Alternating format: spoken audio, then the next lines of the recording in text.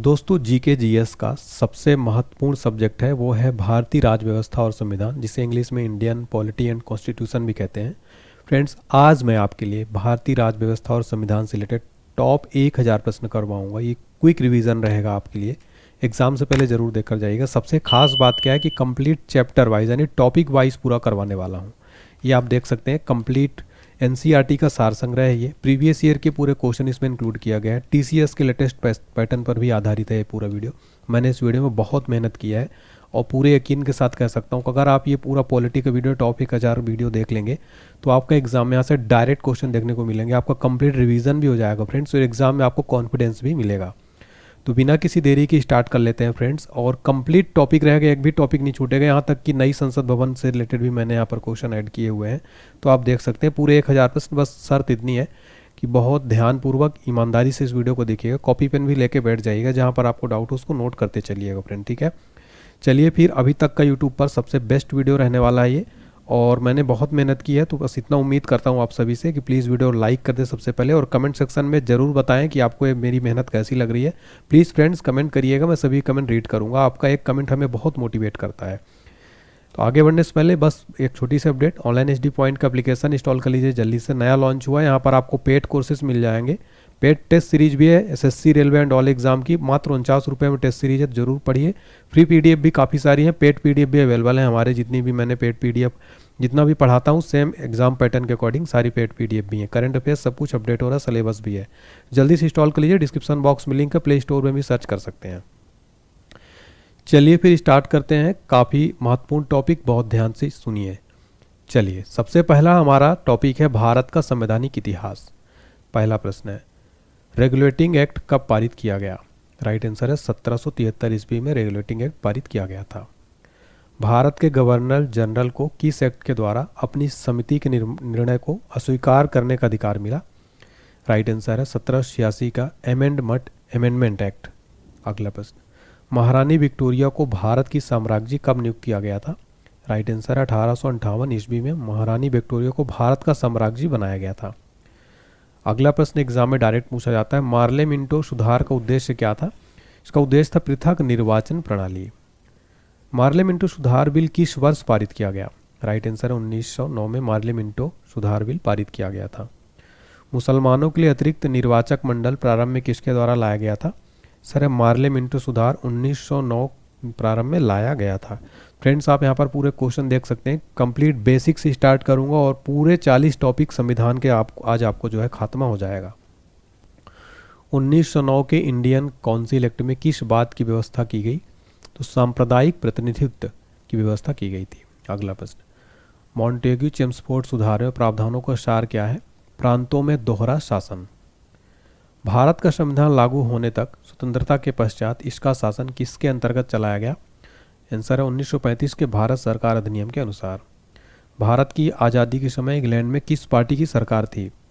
Sir, labour party. देखिए friend, जब भारत आज़ाद हो रहा था उस समय इंग्लैंड में किस पार्टी की सरकार थी? लेबर पार्टी के। एग्जाम में डायरेक्ट प्रश्न बनता है।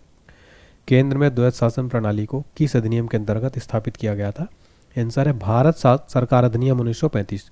तो केंद्र में द्वैध शासन प्रणाली को भारत सरकार अधिनियम 1935 के तहत स्थापित किया गया। किस अधिनियम की प्रमुख विशेषता प्रांतीय स्वायत्तता थी? 1935 अधिनियम की प्रमुख विशेषता प्रांतीय स्वायत्तता थी। भारत सचिव का पद किसके द्वारा निर्मित किया गया था? सर, भारत सरकार अधिनियम 1858 के द्वारा निर्मित किया गया। तो चलिए अगला टॉपिक देखते हैं, संविधान सभा। और आगे बढ़ने से पहले एक बस छोटी सी अपडेट देना चाहता हूं कि अगर आप हमारा इसी तरीके जैसा सब्जेक्ट वाइज में पूरा एनसीईआरटी सार संग्रह पढ़ा रहा हूं टीसीएस पैटर्न पर, अगर आप ऐसी कोर्स लेना चाहते हैं तो जीके जीएस का सारे सब्जेक्ट का, पॉलिटी हो गया, भूगोल हो गया, स्टैटिक जीके हो गया, आपका फिजिक्स केमिस्ट्री बायो पर्यावरण खेलकूद कंप्यूटर अर्थव्यवस्था, सारा सब्जेक्ट आपको वीडियो कोर्स मिल जाएगा, साथ में पीडीएफ भी मिल जाएगी इसमें। इसका प्राइस है 149 रुपये। इतने कम में बुक भी नहीं मिलती है। इसका प्राइस बहुत जल्द 999 हो जाएगा, उससे पहले इसको आप खरीद लीजिए। पेड कोर्स में जाइएगा, एप्लीकेशन में पेमेंट करने के बाद आपको माई कोर्स में शो होने लगेगा। 12 महीने का आपको जो है मिल जाएगा। पेड टेस्ट सीरीज भी अवेलेबल, 49 रुपये इसमें ऐड हो जाएगा। अगर आप लेना चाहें, नहीं लेना चाहते स्किप कर सकते हैं। कोई दिक्कत है व्हाट्सएप पर मैसेज कर सकते हैं। हमारा अगला टॉपिक है संविधान सभा, सबसे इंपॉर्टेंट टॉपिक है। भारत की संविधान सभा गठित करने का आधार क्या था? Cabinet mission plan 1946। भारत की संविधान सभा किसके अनुसार गठित की गई? कैबिनेट मिशन योजना के अनुसार गठित की गई थी भारत की संविधान सभा? सन 1936 में भारतीय राष्ट्रीय कांग्रेस द्वारा संविधान सभा के गठन की मांग कहाँ पर हुए अधिवेशन में रखी गई? आंसर है फैजपुर अधिवेशन में। नेक्स्ट है, कैबिनेट मिशन योजना के अनुसार संविधान सभा में कुल कितने सदस्य होने थे? आंसर है 389।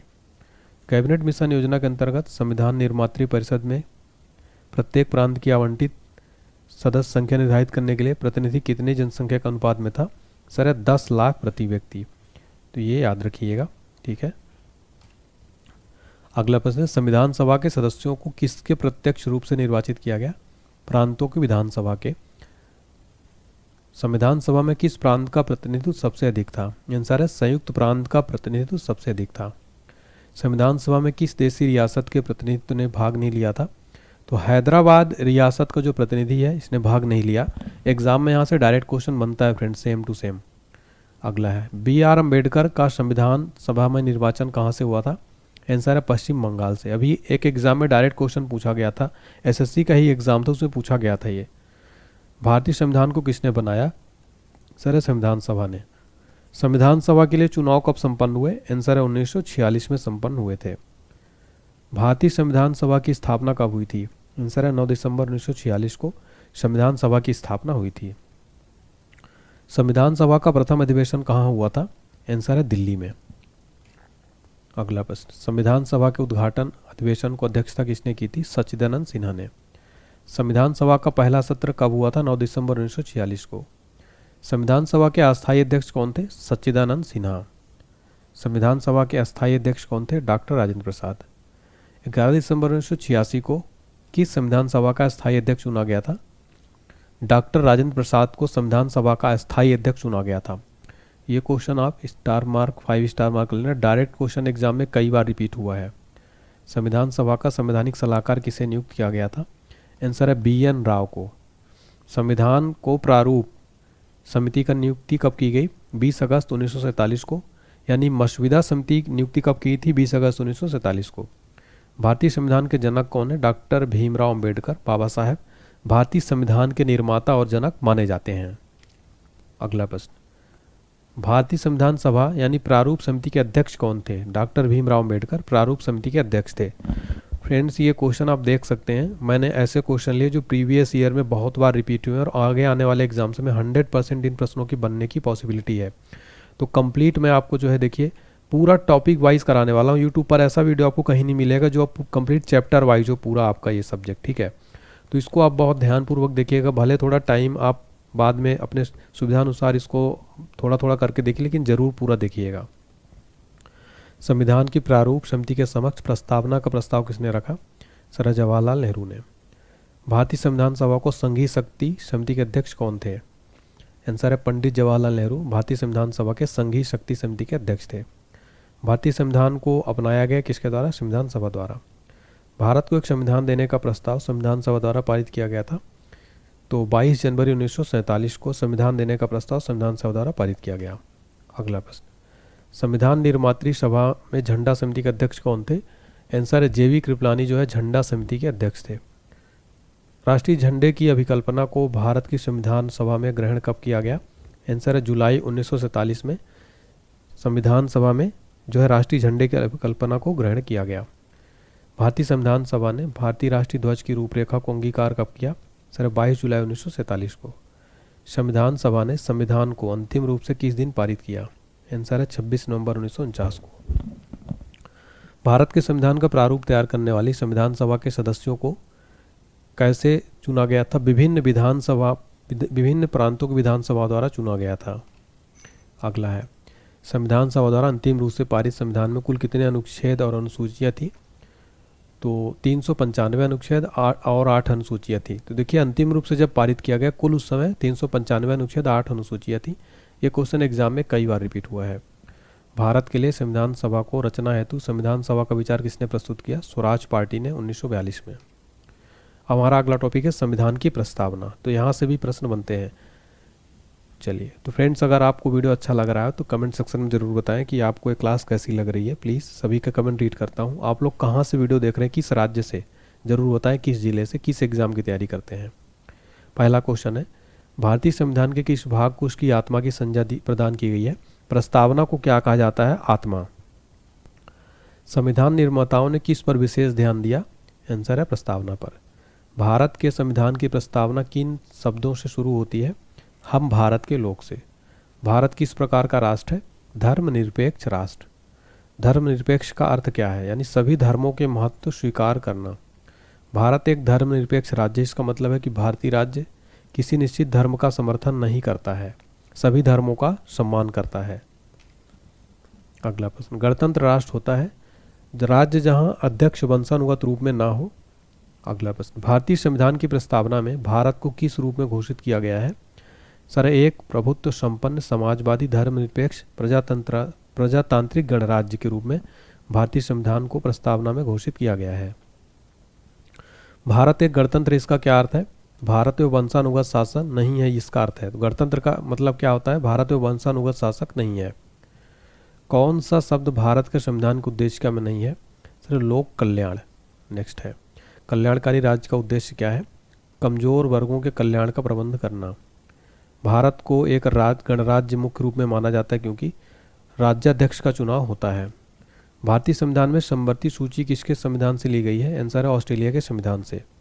मैं सबसे पहले आपको एक बार पूरी लिस्ट दिखा देना चाहता हूं फ्रेंड्स कि देखिए पूरी लिस्ट में कंप्लीट आपको संविधान सभा, संविधान के स्रोत, अनुसूचियां, राष्ट्रपति, उपराष्ट्रपति, राज्यसभा, लोकसभा, ये सब कुछ कवर किया जाएगा। ठीक है, चलिए फिर हमारा अगला प्रश्न है, अब तक भारत के संविधान की उद्देशिका में कितनी बार संशोधन किया जा चुका है? एक बार। भारतीय संविधान की उद्देशिका में परिवर्तन किस संशोधन अधिनियम में किए गए थे? आंसर है 42वें संविधान संशोधन अधिनियम 1976 में। प्रस्तावना को है प्रावधान जो सभी वयस्क नागरिकों को मतदान का अधिकार प्रदान करता है, क्या कहलाता है? प्रजातंत्र। भारतीय संविधान के किस संशोधन द्वारा प्रस्तावना में दो शब्द समाजवादी और धर्मनिरपेक्ष जोड़े गए थे? आंसर है 42 में। देखिए 42वें संविधान संशोधन द्वारा प्रस्तावना में समाजवादी और धर्मनिरपेक्ष जोड़े गए थे। अगला प्रश्न, किस वर्ष भारत एक प्रभुत्व संपन्न प्रजातांत्रिक गणराज्य बना? आंसर है 1950 में भारत एक प्रभुत्व संपन्न प्रजातांत्रिक गणराज्य बना। भारतीय संविधान के किस भाग में भारत में स्पष्ट रूप से घोषणा की गई है कि भारत एक धर्मनिरपेक्ष राज्य है? संविधान की प्रस्तावना में। भारतीय संविधान की प्रस्तावना के अनुसार भारत के शासन की सर्वोच्च सत्ता किसमें निहित है? आंसर है जनता में। अगला हमारा टॉपिक है संविधान की विशेषताएं। विश्व का सबसे बड़ा लिखित सर्वाधिक व्यापक संविधान किस देश का है? आंसर है भारत का। भारत के संविधान में भारत को क्या माना गया है? राज्यों का एक संघ। भारत एक धर्मनिरपेक्ष देश है, इसका क्या तात्पर्य है? उसका राज्य स्तर पर कोई धर्म नहीं है। भारत किस प्रकार का देश है? भारत एक संसदात्मक प्रजातंत्र है।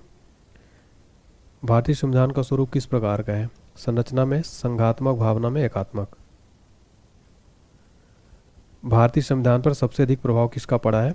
सिर्फ भारत सरकार अधिनियम 1935 का प्रभाव सबसे अधिक पड़ा है। भारतीय संविधान में कितने आर्टिकल्स हैं? आंसर है 470 से अधिक आर्टिकल्स हैं। भारत में किस प्रकार की शासन व्यवस्था अपनाई गई है? संसदात्मक प्रणाली अपनाई गई है। भारतीय राजनीतिक व्यवस्था में इनमें से कौन सर्वोच्च है? आंसर है संविधान। भारतीय संविधान के बृहद होने के कारण क्या है? इसमें संघ तथा राज्य दोनों सरकारों का संविधान है। भारतीय संविधान का अभिभावक कौन है? आंसर है सर्वोच्च न्यायालय भारतीय संविधान का अभिभावक है। भारत में वयस्क मताधिकार की उम्र सीमा क्या है? आंसर है 18 वर्ष। भारतीय संघीय व्यवस्था की विशेषता क्या है? संविधान की सर्वोच्चता इसकी विशेषता है। भारत के संविधान में संघीय शब्द की जगह किन शब्दों को स्थान दिया गया है? आंसर है राज्यों का संघ। भारत का संविधान अपना प्राधिकार किससे प्राप्त करता है? आंसर है भारत की जनता से। भारत में वैध प्रभुसत्ता निहित है संविधान में। भारतीय संविधान की संरचना किस प्रकार की है? आंसर कुछ एकात्मक और कुछ कठोर। अगला प्रश्न, लिखित संविधान की अवधारणा ने सर्वप्रथम कहाँ जन्म लिया? आंसर है फ्रांस में। अध्यक्षात्मक शासन का उदय सर्वप्रथम किस देश में हुआ? आंसर है संयुक्त राज्य अमेरिका में सबसे पहले अध्यक्षात्मक शासन का उदय हुआ। अगला प्रश्न, भारतीय संघवाद को किसने सहकारी संघवाद कहा है? आंसर है जी ऑस्टिन ने। कौन सी विशेषता भारतीय संघ और अमेरिकी संघ दोनों में साझी है? आंसर है संविधान की व्याख्या के लिए संघीय उच्चतम न्यायालय। भारत में सर्वोच्च माना गया है? आंसर है संविधान को। भारतीय संविधान का किस प्रकार वर्णन करेंगे? तो यह विश्व का सबसे विस्तृत संविधानों में से एक। भारत का संविधान मान्यता प्रदान करता है? आंसर केवल धार्मिक अल्पसंख्यकों को। नेक्स्ट टॉपिक है फ्रेंड्स हमारा संविधान के स्रोत। फ्रेंड्स आप देख सकते हैं टोटल में आपको जो है 40 टॉपिक करवाऊंगा, ये देखिए आप, और एक ही वीडियो में पूरा कंप्लीट कराने वाला हूँ। ये देखिए 40 टॉपिक पूरे करवाऊंगा फ्रेंड्स। तो आप जो है फ्रेंड्स इस पूरे वीडियो को बहुत ध्यानपूर्वक देखिएगा, ठीक है। चलिए अगला देखते हैं। चलिए, भारतीय संविधान में मौलिक कर्तव्य का विचार कहाँ से लिया गया है? रूस के संविधान से मौलिक कर्तव्य लिया गया है। एग्जाम में डायरेक्ट बनता है। भारतीय संविधान में सम्मिलित नीति निर्देशक तत्वों की प्रेरणा हमें किस संविधान से प्राप्त हुई है? आयरलैंड से। भारतीय संविधान में मौलिक अधिकारों का उल्लेख करते हुए किस देश का अनुसरण किया गया है? अमेरिका। तो भारतीय संविधान में मौलिक अधिकारों का उल्लेख करते हुए किस देश का अनुसरण किया गया है? अमेरिका का। भारतीय संविधान में संसदीय व्यवस्था को किस देश के संविधान के समान रखा गया है? ब्रिटेन देश के संविधान के समान रखा गया है। भारत के संविधान निर्माताओं ने न्यायिक पुनरावलोकन के विचार को ग्रहण किया है। आंसर है अमेरिका से। कानून के समान संरक्षण वाक्य कहाँ से लिया गया? अमेरिका से। भारतीय संविधान में राज्य के नीति निर्देशक तत्वों की संकल्पना किस देश के संविधान पर आधारित है? आंसर है आयरलैंड के संविधान पर। तो नीति निर्देशक तत्वों को कहाँ से लिया गया है? आयरलैंड से लिया गया है। ये क्वेश्चन फ्रेंड्स एग्जाम के लिए मोस्ट इंपॉर्टेंट है। अगला प्रश्न, राज्यसभा में गठन में प्रतिभा, अनुभव एवं सेवा को प्रतिनिधित्व देने में भारतीय संविधान निर्माता किस देश से प्रभावित हुए? आयरिश गणतंत्र। भारतीय संविधान में समवर्ती सूची किसके संविधान से ली गई है? Answer Australia. देखिए समवर्ती सूची कहाँ से ली गई है? ऑस्ट्रेलिया से। फ्रेंड्स आप पूरे क्वेश्चन देख पा रहे होंगे जितने भी मैंने सेलेक्ट किए एनसीईआरटी का एनसीईआरटी का पूरा सार संग्रह है, प्रीवियस ईयर है, टीसीएस पैटर्न पर लेटेस्ट है, सारे मोस्ट इंपॉर्टेंट क्वेश्चन है। अगला है, संविधान के संरक्षण के रूप में सर्वोच्च न्यायालय का अधिकार विश्व के किस संविधान से लिया गया है? सर अमेरिका के संविधान से। भारतीय संविधान में मूल कर्तव्यों को शामिल करने का विचार किस देश के संविधान से लिया गया है? पूर्व सोवियत संघ। तो मूल कर्तव्यों को शामिल करने का विचार पूर्व सोवियत संघ से लिया गया, यानी वर्तमान में इसको रूस कहते हैं, उस टाइम इसका नाम पूर्व सोवियत संघ था। तो मूल कर्तव्य कहाँ से लिए गए? पूर्व सोवियत संघ से, जबकि मौलिक अधिकार कहाँ से लिए गए हैं? अमेरिका से। भारतीय संविधान के निर्माण में सर्वाधिक गंभीर प्रभाव किसने छोड़ा है? भारत सरकार अधिनियम 1935। भारतीय संविधान में संघवाद किस देश से लिया गया है? कनाडा से। संघात्मक शासन व्यवस्था को सर्वप्रथम किस देश ने अपनाया था? आंसर है कनाडा ने। भारत की संसदीय प्रणाली किससे प्रभावित है? आंसर है इंग्लैंड से। भारत के संविधान की प्रस्तावना में प्रतिस्थापित स्वतंत्रता, समानता, भाईचारे के आदेशों को प्रेरणा कहाँ से मिली थी? फ्रांस की क्रांति से। संसदीय शासन प्रणाली सर्वप्रथम किस देश में विकसित हुई? आंसर है ब्रिटेन में। हमारे संविधान में मूल अधिकार कहाँ के संविधान से प्रेरित है? संयुक्त राज्य अमेरिका से। तो मैंने बताया कि जो मौलिक अधिकार लिए गए हैं वो संयुक्त राज्य अमेरिका से लिए गए हैं। मूल कर्तव्य पूर्व सोवियत संघ रूस से। भारत के राष्ट्रपति की आपातकालीन शक्तियाँ किस देश की देन है? तो जर्मनी के वीमर संविधान से आपातकालीन शक्तियाँ यानी इमरजेंसी जो शक्तियाँ हैं कहाँ से लिया गया? जर्मनी के वीमर संविधान से। हमारे संविधान में मूल अधिकार किस संविधान से प्रेरित है? अमेरिका से। भारतीय संविधान में मौलिक अधिकारों की व्यवस्था किस देश के संविधान से ली गई है? अमेरिका से। संविधान निर्माताओं ने कौन सा लक्षण अमेरिका के संविधान से ग्रहण किया है? सर्वोच्च न्यायालय के न्यायाधीशों को पद से हटाने की विधि। ये कहाँ से लिया गया है? अमेरिका के संविधान से लिया गया है। अगला है हमारा संविधान के भाग। भारतीय संविधान में कुल कितने भाग हैं? 22। भारतीय संविधान के किस भाग में संविधान संशोधन की प्रक्रिया का उल्लेख है? भाग 20 में संविधान संशोधन की प्रक्रिया का उल्लेख है। संविधान के किस भाग में ग्राम पंचायतों की स्थापना की बात कही गई है? भाग 4 में ग्राम पंचायतों की स्थापना की बात कही गई। संविधान के किस भाग में अस्थायी, संक्रमणकालीन और विशेष उपबंधों के प्रावधान है? भाग 21 में। भारतीय संविधान के किस भाग में पंचायती राज से संबंधित प्रावधान है? भाग 9 में। भारतीय संविधान के किस भाग में नगरपालिकाओं से संबंधित प्रावधान है? भाग 9 का में नगरपालिकाओं से संबंधित प्रावधान है। संविधान के किस भाग में नीति निर्देशक तत्वों को उल्लेख किया गया है? चतुर्थ भाग में। नीति निर्देशक तत्व भाग 4 में है। अगला प्रश्न, संविधान के भाग 1 में किसका वर्णन है? संघ और उसका राज्य क्षेत्र। अगला प्रश्न है, संविधान के किस भाग में मूल अधिकार का उल्लेख मिलता है? भाग 3 में। भारत के संविधान का भाग 4 किसके बारे में बताता है? राज्य के नीति निर्देशक सिद्धांत के बारे में। संघीय कार्यपालिका की व्याख्या संविधान के किस भाग में की गई है? आंसर है भाग 5 में। संविधान के किस भाग में नागरिकता का उल्लेख है? भाग 2 में नागरिकता का उल्लेख है। फ्रेंड्स हमारा अगला जो टॉपिक है संविधान की अनुसूचियां हम देखेंगे। संविधान सभा की प्रारूप समिति द्वारा प्रस्तुत प्रारूप संविधान में कितनी अनुसूचियां थी? 8। तो संविधान सभा की प्रारूप समिति द्वारा प्रस्तुत प्रारूप संविधान में कितनी अनुसूचियां थी? 8। संविधान सभा द्वारा अंतिम रूप से पारित संविधान में कुल कितनी अनुसूचियां थी? 8। मूल संविधान में कितनी अनुसूचियां थी? 8। किस संविधान संशोधन अधिनियम द्वारा भारतीय संविधान में 9वीं अनुसूची जोड़ी गई? आंसर है पहला संविधान संशोधन द्वारा भारतीय संविधान में 9वीं अनुसूची जोड़ी गई थी। भारत संघ में शामिल राज्यों और संघ शासित क्षेत्रों का उल्लेख भारतीय संविधान की किस अनुसूची में है? प्रथम अनुसूची में। अगला प्रश्न, संविधान की द्वितीय अनुसूची का संबंध किससे है?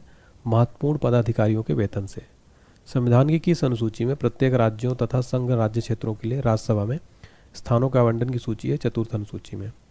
भारतीय संविधान में 22 भाषाओं को राजभाषा का दर्जा प्रदान किया गया है। इन राजभाषाओं का उल्लेख किस अनुसूची में है? 8वीं अनुसूची में। भारतीय संविधान की 8वीं अनुसूची का संबंध किससे है? भाषाओं के साथ। दल बदल के आधार पर निर्वाचित सदस्यों की अयोग्यता संबंधी विवरण भारतीय संविधान की किस अनुसूची में दिया गया था? 10वीं अनुसूची में। भारतीय संविधान में कितनी अनुसूचियां हैं? 12 अनुसूचियां हैं। संविधान की 6ठी अनुसूची इनमें से किस राज्य में लागू नहीं होती? त्रिपुरा में। संविधान की 12वीं अनुसूची में क्या है? नगरपालिकाओं का अधिकार संबंधी प्रावधान है। भारतीय संविधान की अनुसूचियों में कौन सी एक राज्य के नामों की सूची तथा उसके राज्य क्षेत्रों का ब्यौरा देती है? पहली अनुसूची में क्या है? राज्य के नामों की सूची और उनके राज्य क्षेत्रों का ब्यौरा देती है। भारतीय संविधान में 9वीं अनुसूची परिवर्धित हुई प्रथम संशोधन द्वारा। यदि भारत संघ को एक नए राज्य का सृजन करना हो तो संविधान अनुसूचियों में किस एक को अवश्य संशोधन किया जाना चाहिए? पहली अनुसूची को जो है संशोधन किया जाना चाहिए। अगला प्रश्न, भारत के संविधान की किस अनुसूची में विभिन्न राज्यों में अनुसूचित क्षेत्रों और प्रशासक नियंत्रण के लिए विशेष उपबंध है? पांचवी अनुसूची में जो है इसमें अनुसूचित क्षेत्रों के प्रशासन और नियंत्रण का विशेष उपबंध है। कौन नई जोड़ी गई अनुसूची नहीं है? 8वीं अनुसूची। संविधान की अनुसूचियों में कौन सी दल बदल विरोधी कानून से संबंधित है? 10वां जो अनुसूची है दल बदल विरोधी कानून से संबंधित है। और फ्रेंड्स ये जो क्वेश्चन है नए एग्जाम में बहुत बार रिपीट हुआ है, दल बदल से संबंधित अनुसूची 10वीं है। अगला हमारा वेरी इंपॉर्टेंट टॉपिक है संविधान के अनुच्छेद। संविधान द्वारा अंतिम रूप से पारित संविधान में कुल कितने अनुच्छेद तथा अनुसूचियां थे? 395 अनुच्छेद, 8 अनुसूचियां। वर्तमान समय में भारतीय संविधान में गणना की दृष्टि से कुल कितने अनुच्छेद और अनुसूचियां? 470 अनुच्छेद और 12 अनुसूचियां। संविधान के अनुच्छेद 1 में भारत को क्या कहा गया है? राज्यों का संघ। भारतीय संविधान का कौन सा अनुच्छेद राष्ट्रपति के पद के लिए पुनः निर्वाचन की योग्यता निर्धारित करता है? अनुच्छेद 57 जो है पुनः निर्वाचन की योग्यता निर्धारित करता है। भारतीय संविधान की किस अनुच्छेद में प्रेस की स्वतंत्रता दी गई है? अनुच्छेद 19(1) में प्रेस की स्वतंत्रता दी गई है। मौलिक अधिकार के अंतर्गत कौन सा अनुच्छेद बच्चों को शोषण से संबंधित है? अनुच्छेद 24। अनुच्छेद 24 क्या है? ये बच्चों के शोषण से संबंधित है। भारतीय संविधान के किस अनुच्छेद में मौलिक कर्तव्यों की चर्चा की गई है? अनुच्छेद 51 है। देखिए मौलिक कर्तव्यों की चर्चा की गई है आर्टिकल 51A में। नेक्स्ट है, भारतीय संविधान के अंतर्गत कल्याणकारी राज्य की अवधारणा किस अनुच्छेद में वर्णित है? आंसर है अनुच्छेद 39। अनुच्छेद 39 में क्या है फ्रेंड्स? कल्याणकारी राज्य की अवधारणा। भारत के संविधान के किस अनुच्छेद के अंतर्गत भारत के राष्ट्रपति पर महाभियोग चलाया जा सकता है? अनुच्छेद 61 के अंतर्गत। संविधान के किस अनुच्छेद में उपराष्ट्रपति पद का प्रावधान किया गया है? अनुच्छेद 63 में। कौन सा अनुच्छेद संसद के 2 अधिवेशनों के बीच 6 माह के अंतराल की अनिवार्यता का उल्लेख करता है? सर अनुच्छेद 85। अनुच्छेद 85 क्या है? संसद के 2 अधिवेशनों के बीच 6 माह के अंतराल की अनिवार्यता। संविधान के किस अनुच्छेद के अंतर्गत राष्ट्रपति अध्यादेश जारी करता है? अनुच्छेद 123। अनुच्छेद 123 के अंतर्गत राष्ट्रपति अध्यादेश जारी करता है। संविधान के किस अनुच्छेद में सर्वोच्च न्यायालय के न्यायाधीश पर महाभियोग चलाए जाने का प्रावधान है? अनुच्छेद 124 में। देखिए फ्रेंड्स अनुच्छेद 124 में जो सुप्रीम कोर्ट के न्यायाधीश उन पर महाभियोग चलाए जाने का प्रावधान है आर्टिकल 124 में।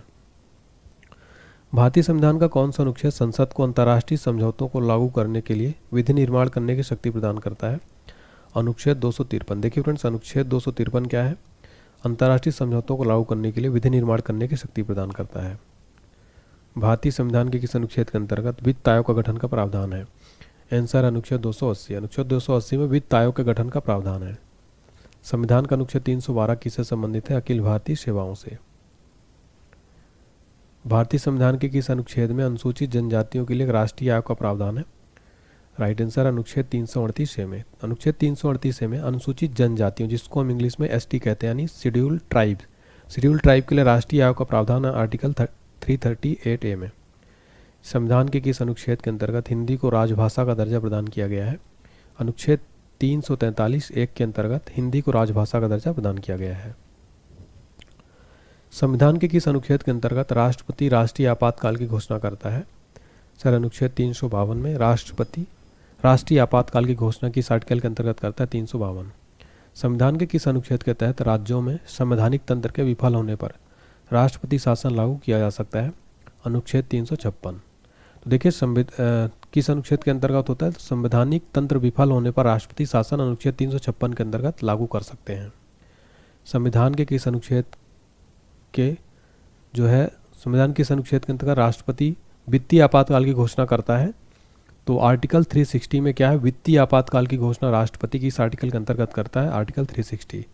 आपको कमेंट सेक्शन में बताना है। एक क्वेश्चन है आपके लिए, भारत में अब तक राष्ट्रीय वित्तीय आपातकाल कितनी बार लग चुका है? तो सभी बच्चे कमेंट सेक्शन में बताइए, आपके लिए क्वेश्चन है ये, ठीक है? तो कमेंट करिए, भारत में वित्तीय आपातकाल कितनी बार लग चुका है। संविधान में किस अनुच्छेद के अंतर्गत प्रत्येक राज्य मातृभाषा का प्रसार एवं अनुदेश प्राथमिक शिक्षा में लागू करना है? यह है अनुच्छेद 350A के अंतर्गत प्रत्येक राज्य मातृभाषा का प्रसार एवं अनुदेश प्राथमिक शिक्षा में लागू कर सकता है। संविधान में मंत्रिमंडल शब्द का एक बार प्रयोग हुआ है और यह किस अनुच्छेद में? अनुच्छेद 352 में है। संविधान के किस अनुच्छेद में संविधान के संशोधन की प्रक्रिया का उल्लेख है? आंसर है आर्टिकल 368 में। 368 में संविधान संशोधन की प्रक्रिया का उल्लेख है। संविधान के किस अनुच्छेद में व्यवस्था की गई है? प्रत्येक राज्य शिक्षा के प्राथमिक स्तर पर मातृभाषा में शिक्षा की पर्याप्त सुविधाओं की व्यवस्था करने का प्रयास करेगा। अनुच्छेद 350 में यह व्यवस्था की गई है, प्रत्येक राज्य शिक्षा के प्राथमिक स्तर पर मातृभाषा में शिक्षा की पर्याप्त सुविधाओं की व्यवस्था करने का प्रयास करेगा। भारतीय संविधान के किस अनुच्छेद में विभिन्न राज्यों से संबंधित विशिष्ट प्रावधान का उल्लेख है? अनुच्छेद 371 में। संसद को संविधान का अधिकार दिया गया है? अनुच्छेद 368 में। भारतीय संविधान के अनुच्छेद 17 में उपबंध किया गया है अस्पृश्यता का उन्मूलन, किस आर्टिकल में? आर्टिकल 17 में। भारतीय संविधान के किस अनुच्छेद में राज्य सरकार को ग्राम पंचायतों के संगठन का निर्देश देता है? अनुच्छेद 40। अनुच्छेद 40 क्या करता है? राज्य सरकार को ग्राम पंचायतों के संगठन का निर्देश देता है। भारतीय संविधान के किस अनुच्छेद में अनुसूचित जनजातियों के लिए राष्ट्रीय आयोग का प्रावधान है? आर्टिकल 338A में अनुसूचित जनजातियों के लिए राष्ट्रीय आयोग का प्रावधान है। संविधान के किस अनुच्छेद के अंतर्गत लोक सेवा आयोग के सदस्य को हटाया जा सकता है? 317। 317 के अंतर्गत लोक सेवा आयोग के सदस्य को हटाया जा सकता है, ठीक है। अगला प्रश्न, संविधान के किस अनुच्छेद में राज्यों द्वारा प्राथमिक शिक्षा मातृभाषा के लिए जाने का प्रावधान? अनुच्छेद 350 से। अनुच्छेद 350 में राज्यों द्वारा प्राथमिक शिक्षा मातृभाषा के लिए जाने का प्रावधान है। भारतीय संविधान में समानता का अधिकार 5 अनुच्छेदों द्वारा प्रदान किया जाता है, यह है तो अनुच्छेद 14 से 18, ये 5 अनुच्छेदों द्वारा प्रदान किया जाता है।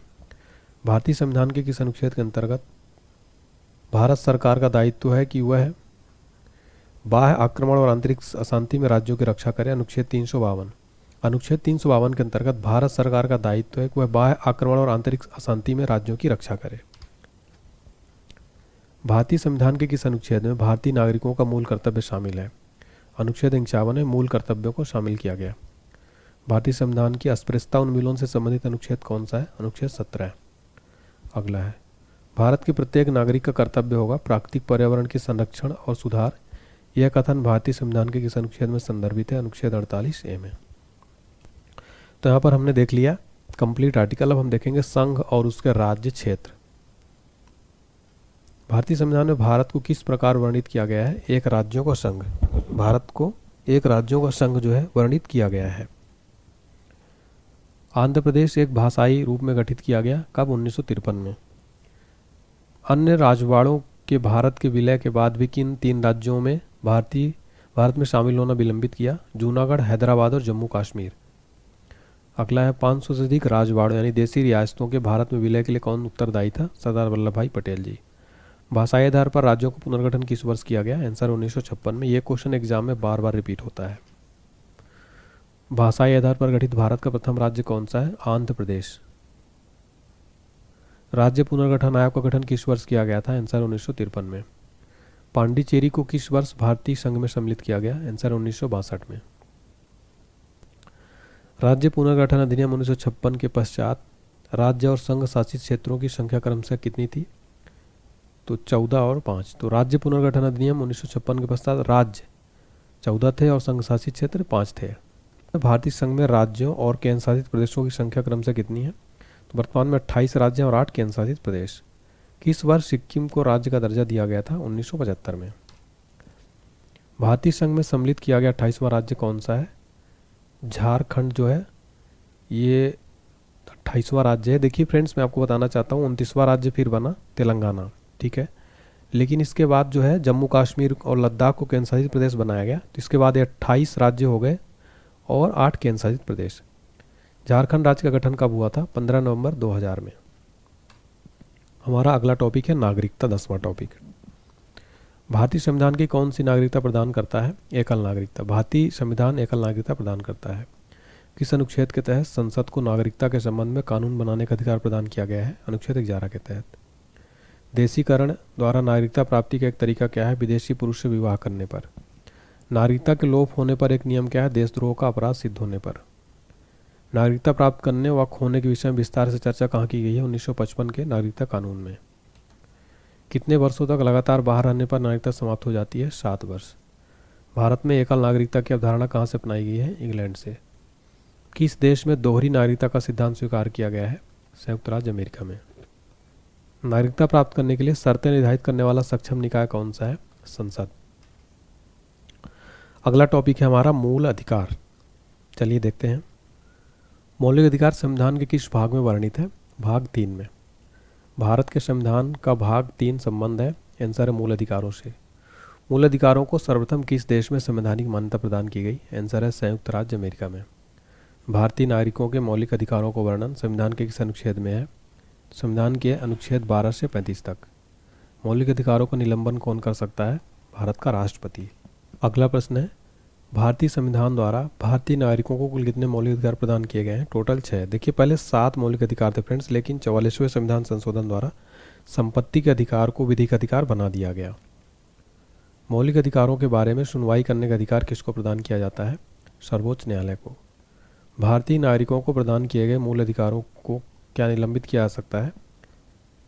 तो इसमें देखिए मूल अधिकारों को निलंबित किया जा सकता है जब भी आपातकाल लगे, ठीक है। लेकिन कुछ उसमें से ऐसे अधिकार है फ्रेंड जिनको आपातकाल के दौरान भी निलंबित नहीं किया जा सकता है। मौलिक अधिकारों की संरक्षक कौन है? न्यायपालिका। मूल अधिकारों पर आवश्यक प्रतिबंध लगाने का अधिकार किसको है? संसद को। मौलिक अधिकारों का प्रमुख उद्देश्य क्या है? व्यक्तिगत स्वतंत्रता को सुनिश्चित करना। समानता का अधिकार भारतीय संविधान के किन 5 अनुच्छेदों में दिया गया है? अनुच्छेद 14 से 18 में। भारतीय संविधान के अनुच्छेदों में कौन सा विधायन सत्ता पर पूर्ण नियंत्रण लगता है? तो अनुच्छेद 14 जो है ये सत्ता पर पूर्ण नियंत्रण लगाता है। भारतीय संविधान के अस्पृश्यता उन्मूलन से संबंधित अनुच्छेद कौन सा है? अनुच्छेद 17। भारत के संविधान का कौन सा अनुच्छेद प्रेस की स्वतंत्रता से संबंधित है? अनुच्छेद 19। भारतीय संविधान का कौन सा अनुच्छेद व्यक्ति के विदेश यात्रा के अधिकार को संरक्षण प्रदान करता है? अनुच्छेद 21। मौलिक अधिकारों के अंतर्गत कौन सा अनुच्छेद बच्चों के शोषण से संबंधित है? आंसर अनुच्छेद 24 जो है बच्चों के शोषण से संबंधित है, ठीक है। अगला प्रश्न है, कारखानों अथवा खानों में कोई व्यक्ति नियुक्त नहीं किया जा सकता जब तक उसकी आयु कम से कम कितनी ना हो? 14 वर्ष। संविधान के किस अनुच्छेद द्वारा सिखों द्वारा कृपाण धारण करना धार्मिक स्वतंत्रता का अंग माना गया है? अनुच्छेद 25 के अंतर्गत सिखों द्वारा कृपाण धारण करना धार्मिक स्वतंत्रता का अंग माना गया है। भारतीय संविधान के अनुच्छेद 25 का संबंध किससे है? धर्म की स्वतंत्रता से। मौलिक अधिकारों को लागू करने के लिए किसी न्यायालय द्वारा क्या जारी किया जा सकता है? समादेश यानी रिट। व्यक्तिगत स्वतंत्रता के लिए कौन सी रिट याचिका दायर की जा सकती है? Habeas corpus. भारतीय संविधान का कौन सा अनुच्छेद अल्पसंख्यकों को अपनी मनपसंद शिक्षण संस्थाओं के स्थापित तथा संचालित करने के अधिकारों को संरक्षण प्रदान करता है? अनुच्छेद 30। ये जो है अनुच्छेद अल्पसंख्यकों को अपनी मनपसंद शिक्षण संस्थाओं के स्थापित संचालित करने का संरक्षण प्रदान करता है। कौन व्यक्तिगत स्वतंत्रता से संबंधित है? आंसर है बंदी प्रत्यक्षीकरण यानी हेबियस कॉर्पस। धार्मिक स्वतंत्रता का अधिकार किस अनुच्छेद के द्वारा दिया गया है? अनुच्छेद 25 के अंतर्गत। भारतीय संविधान के किस अनुच्छेद में संवैधानिक उपचारों का अधिकार दिया गया है? आंसर अनुच्छेद 32। अनुच्छेद 32 में संवैधानिक उपचारों का अधिकार दिया गया है। अगला है, मौलिक अधिकारों में से किसे डॉक्टर भीमराव अंबेडकर जी ने संविधान का हृदय और आत्मा की संज्ञा दी है? संवैधानिक उपचारों के अधिकार को भीमराव अंबेडकर जी ने संविधान के हृदय और आत्मा की संज्ञा दी है। किस स्थिति में बंदी प्रत्यक्षीकरण यानी हेबियस कॉर्पस रिट को जारी किया जा सकता है? दोषपूर्ण पुलिस नज़रबंदी में। किस याचिका का शाब्दिक अर्थ होता है हम आदेश देते हैं? सर परमादेश, ठीक है, मैंडेमस। नेक्स्ट, कौन सा समादेश किसी अवैध व्यक्ति से सरकारी पद को बचाने के लिए जारी किया जाता है? अधिकार परीक्षा। संपत्ति का अधिकार एक क्या है? कानूनी अधिकार हो गया है। भारत के संविधान के अनुसार जो संवैधानिक अधिकार है किंतु मूलभूत अधिकार नहीं है, वो है संपत्ति का अधिकार। कौन मूल अधिकार नहीं है? संपत्ति का अधिकार। किस वाद ने संसद को मौलिक अधिकारों में संशोधन का अधिकार दिया है? केशवानंद भारतीवाद। 6 वर्ष की आयु से 14 वर्ष की आयु के बीच सभी बच्चों शिशुओं को शिक्षा का अधिकार है, मूल अधिकार है। भारतीय संविधान का कौन सा अनुच्छेद अस्पृश्यता का उन्मूलन करता है, किसी भी रूप में इसके व्यवहार का निषेध करता है? अनुच्छेद 17। मौलिक अधिकारों को लागू करने के लिए रिट कहाँ जारी की जाती है? उच्चतम न्यायालय द्वारा। अगला है, संविधान के अनुच्छेद 17 और 18 में किसकी व्यवस्था है? सामाजिक समता की। भारत में उच्चतम न्यायालय ने किस मामले में माना था कि मौलिक अधिकारों में संशोधन नहीं किया जा सकता? गोलकनाथ का मामला। मौलिक अधिकारों में संशोधन करने में कौन सक्षम है? संसद। भारतीय नागरिकों के मौलिक अधिकारों के युक्तियुक्त प्रतिबंधों को आरोपित करने की शक्ति किसके पास है? आंसर है संसद के पास। किसी कैदी को न्यायालय के समक्ष प्रस्तुत करवाने के लिए किस रिट की आवश्यकता होती है? आंसर है बंदी प्रत्यक्षीकरण रिट की। हमारा अगला टॉपिक है राज्य के नीति निर्देशक तत्व। चलिए देखते हैं। भारतीय संविधान में राज्य के नीति निर्देशक तत्व ग्रहण किए गए हैं आयरलैंड से। अगला प्रश्न है, भारतीय संविधान के किस अनुच्छेद में राज्य के नीति निर्देशक तत्वों का उल्लेख है? अनुच्छेद 36 से 51 तक राज्य के नीति निर्देशक तत्वों का उल्लेख है। भारतीय संविधान का कौन सा अंग समाजवादी व्यवस्था स्थापित करने की प्रेरणा देता है? नीति निर्देशक तत्व। भारतीय संविधान में राज्य के नीति निर्देशक सिद्धांतों को शामिल करने के पीछे मुख्य उद्देश्य क्या है? कल्याणकारी राज्य की स्थापना करना। नेक्स्ट है, संविधान में कल्याणकारी राज्य का आदेश दिया जाता है नीति निर्देशक तत्वों में। नीति निर्देशक सिद्धांत क्या है? वाद योग्य नहीं है। नेक्स्ट, नीति निर्देशक तत्वों को कार्यान्वित करने के लिए क्या मूल अधिकारों का हनन हो सकता है? आंसर है कुछ का हनन हो सकता है। भारत के संविधान में अंतर्राष्ट्रीय सुरक्षा को प्रोत्साहन देना सन्निहित है किसमें? राज्य के नीति निर्देशक तत्वों में। भारतीय संविधान के किस भाग में न्यायपालिका तथा कार्यपालिका के कर्तव्य का प्रावधान है? राज्य के निर्देशक सिद्धांत में। नेक्स्ट है, भारतीय संविधान में राज्य के नीति निर्देशक सिद्धांत को किस मुख्य कारण से सम्मिलित किया गया है? कल्याणकारी राज्य की स्थापना के लिए सम्मिलित किया गया है। मूलभूत संविधान में कौन से भाग में राज्य लोक कल्याण की संकल्पना सम्मिलित की गई है? राज्य के नीति निर्देशक तत्वों में इसमें संकल्पना प्रस्तुत की गई है। संविधान का कौन सा अंश भारत के नागरिकों को आर्थिक न्याय प्रदान करने का संकेत करता है? राज्य के नीति निर्देशक तत्व। किसी नीति निर्देशक सिद्धांत को प्रायः समाजवादी माना जाता है ग्राम पंचायतों की स्थापना के लिए। अगला है, नीति निर्देशक सिद्धांतों में वह सिद्धांत कौन सा जिसे गांधीवादी सिद्धांत कहा जाता है? स्वशासन के प्रभावी एकलों के रूप में ग्राम पंचायत का संगठन। नीति निर्देशक का महत्व किसके लिए है? राज्य के लिए। राज्य के नीति निर्देशक सिद्धांतों के अनुसार किस आयु तक के बच्चों को निःशुल्क एवं अनिवार्य शिक्षा की आशा की जाती है? 14 वर्ष तक। अगला टॉपिक है मूल कर्तव्य। संविधान में मूल कर्तव्य से संबंधित प्रावधान किस समिति की संतुष्टियों के आधार पर सम्मिलित किया गया है? स्वर्ण सिंह समिति के आधार पर मूल कर्तव्यों को सम्मिलित किया गया था। फ्रेंड्स, ये क्वेश्चन ना एग्जाम में कई बार रिपीट हुआ है। मूल कर्तव्य में प्रश्न एग्जाम में डायरेक्ट बनते हैं। किस वर्ष संविधान में मूल कर्तव्यों को अंततः स्थापित किया गया? 1976 में। मौलिक कर्तव्यों को निर्धारित किया गया था 42वें संविधान संशोधन द्वारा शामिल किया गया था मौलिक कर्तव्यों को। 42वें संविधान संशोधन के 10 आचार आदर्शों को किस नाम से जाना जाता है? मौलिक कर्तव्य। अगला प्रश्न, 1976 में 42वें संशोधन द्वारा संविधान में नागरिकों के लिए कितने मौलिक कर्तव्य निश्चित किए गए हैं? 10। संविधान के किस भाग में मूल कर्तव्यों के अध्याय को जोड़ा गया है? भाग 4 का को।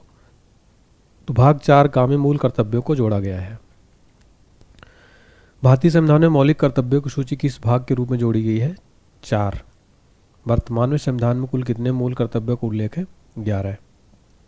किस संवैधानिक संशोधन अधिनियम द्वारा संविधान में मूल कर्तव्यों को सम्मिलित किया गया है? 42वां संविधान संशोधन अधिनियम 1975 के द्वारा। अगला प्रश्न, संविधान में उल्लिखित मौलिक कर्तव्य किसके लिए हैं? सभी नागरिकों के लिए। मौलिक कर्तव्यों की अवहेलना करने वालों को दंड देने की व्यवस्था नहीं है। अगला है, भारत के प्रत्येक नागरिक का कर्तव्य होगा प्राकृतिक पर्यावरण का संरक्षण और सुधार। तो उपयुक्त कथन संविधान के इस अनुच्छेद में संदर्भित है, अनुच्छेद 21 में संदर्भित है। प्रत्येक नागरिक कर्तव्य प्राकृतिक पर्यावरण संरक्षण का सुधार। संविधान में मौलिक कर्तव्य किस संशोधन द्वारा जोड़े गए? 42वें संशोधन द्वारा। भारतीय संविधान के किस अनुच्छेद में भारतीय नागरिकों के मूल कर्तव्य शामिल हैं? अनुच्छेद 51 में। चलिए आगे बढ़ते हैं और देखते हैं भारतीय संसद। आगे बढ़ने से पहले देखिए महापैक जो है पीडीएफ का, इसमें पीडीएफ नोट से प्रिंट फॉर्मेट देख सकते हैं आप। करंट अफेयर्स, स्टैटिक जीके, सामान्य विज्ञान जीके, जिस ब्रह्मास्त्र, कंप्लीट मैथ्स, सामान्य विज्ञान, लूसेंट जीके, ये सारा आपको मिल जाएगा। मात्र 199 रुपये में आपको नोट्स मिल जाएगा। इसको खरीदने के लिए आप एप्लीकेशन डाउनलोड कर लीजिए हमारा ऑनलाइन HD पॉइंट का।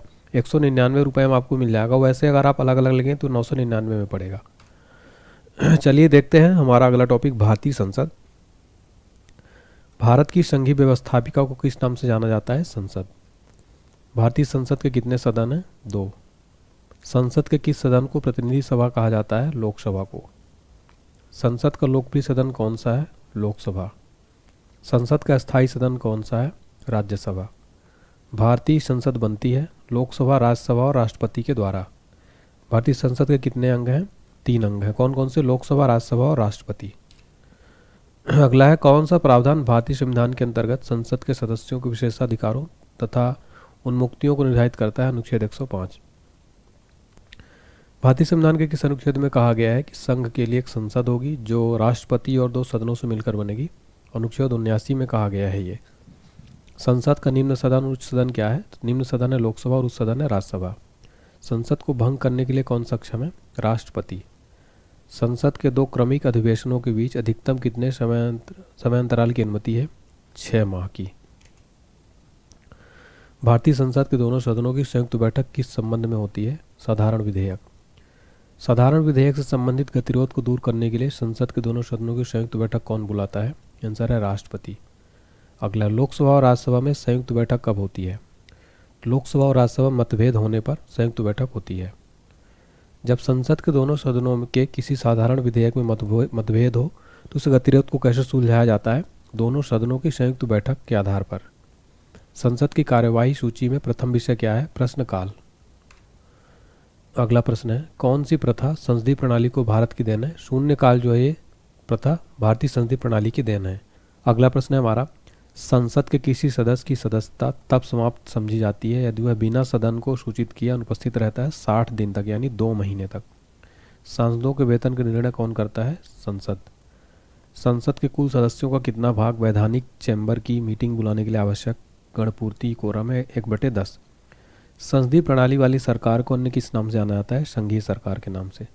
भारत की पार्लियामेंट यानी संसद का गठन कब हुआ था? 1927 में हुआ था।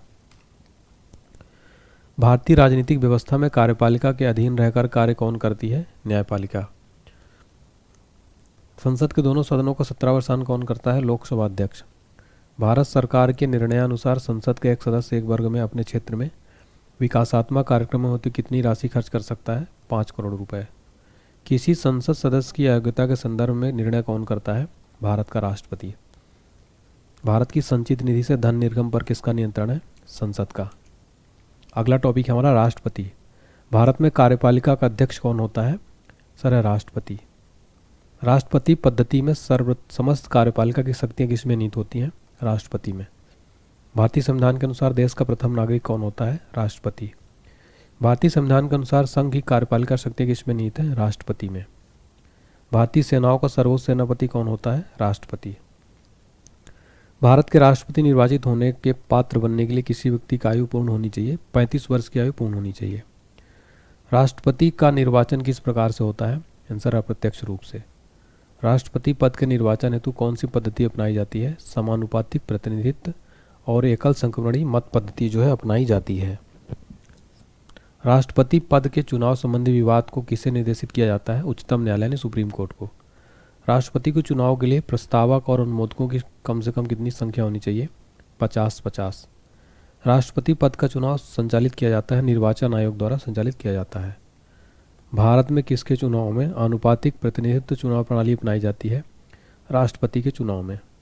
राष्ट्रपति चुनाव संबंधी मामले किसके पास भेजे जाते हैं? उच्चतम न्यायालय के पास। भारत के राष्ट्रपति का चुनाव कितने वर्षों के लिए होता है? 5 वर्षों के लिए।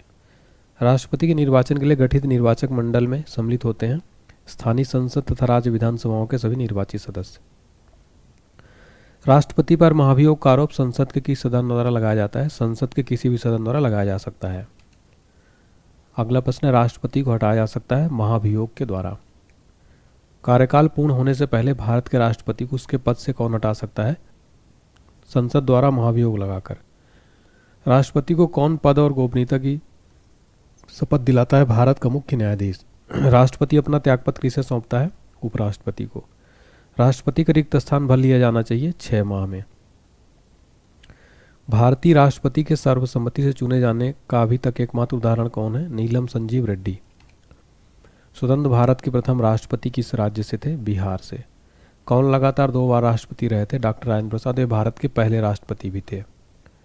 भारतीय संविधान का कौन सा अनुच्छेद राष्ट्रपति के पद के लिए पुनः निर्वाचन की योग्यता निर्धारित करता है? अनुच्छेद 57।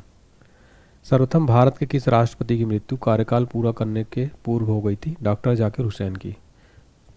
वित्त बिल के लिए किसकी पूर्व स्वीकृति आवश्यक है? भारत के राष्ट्रपति की। लोकसभा और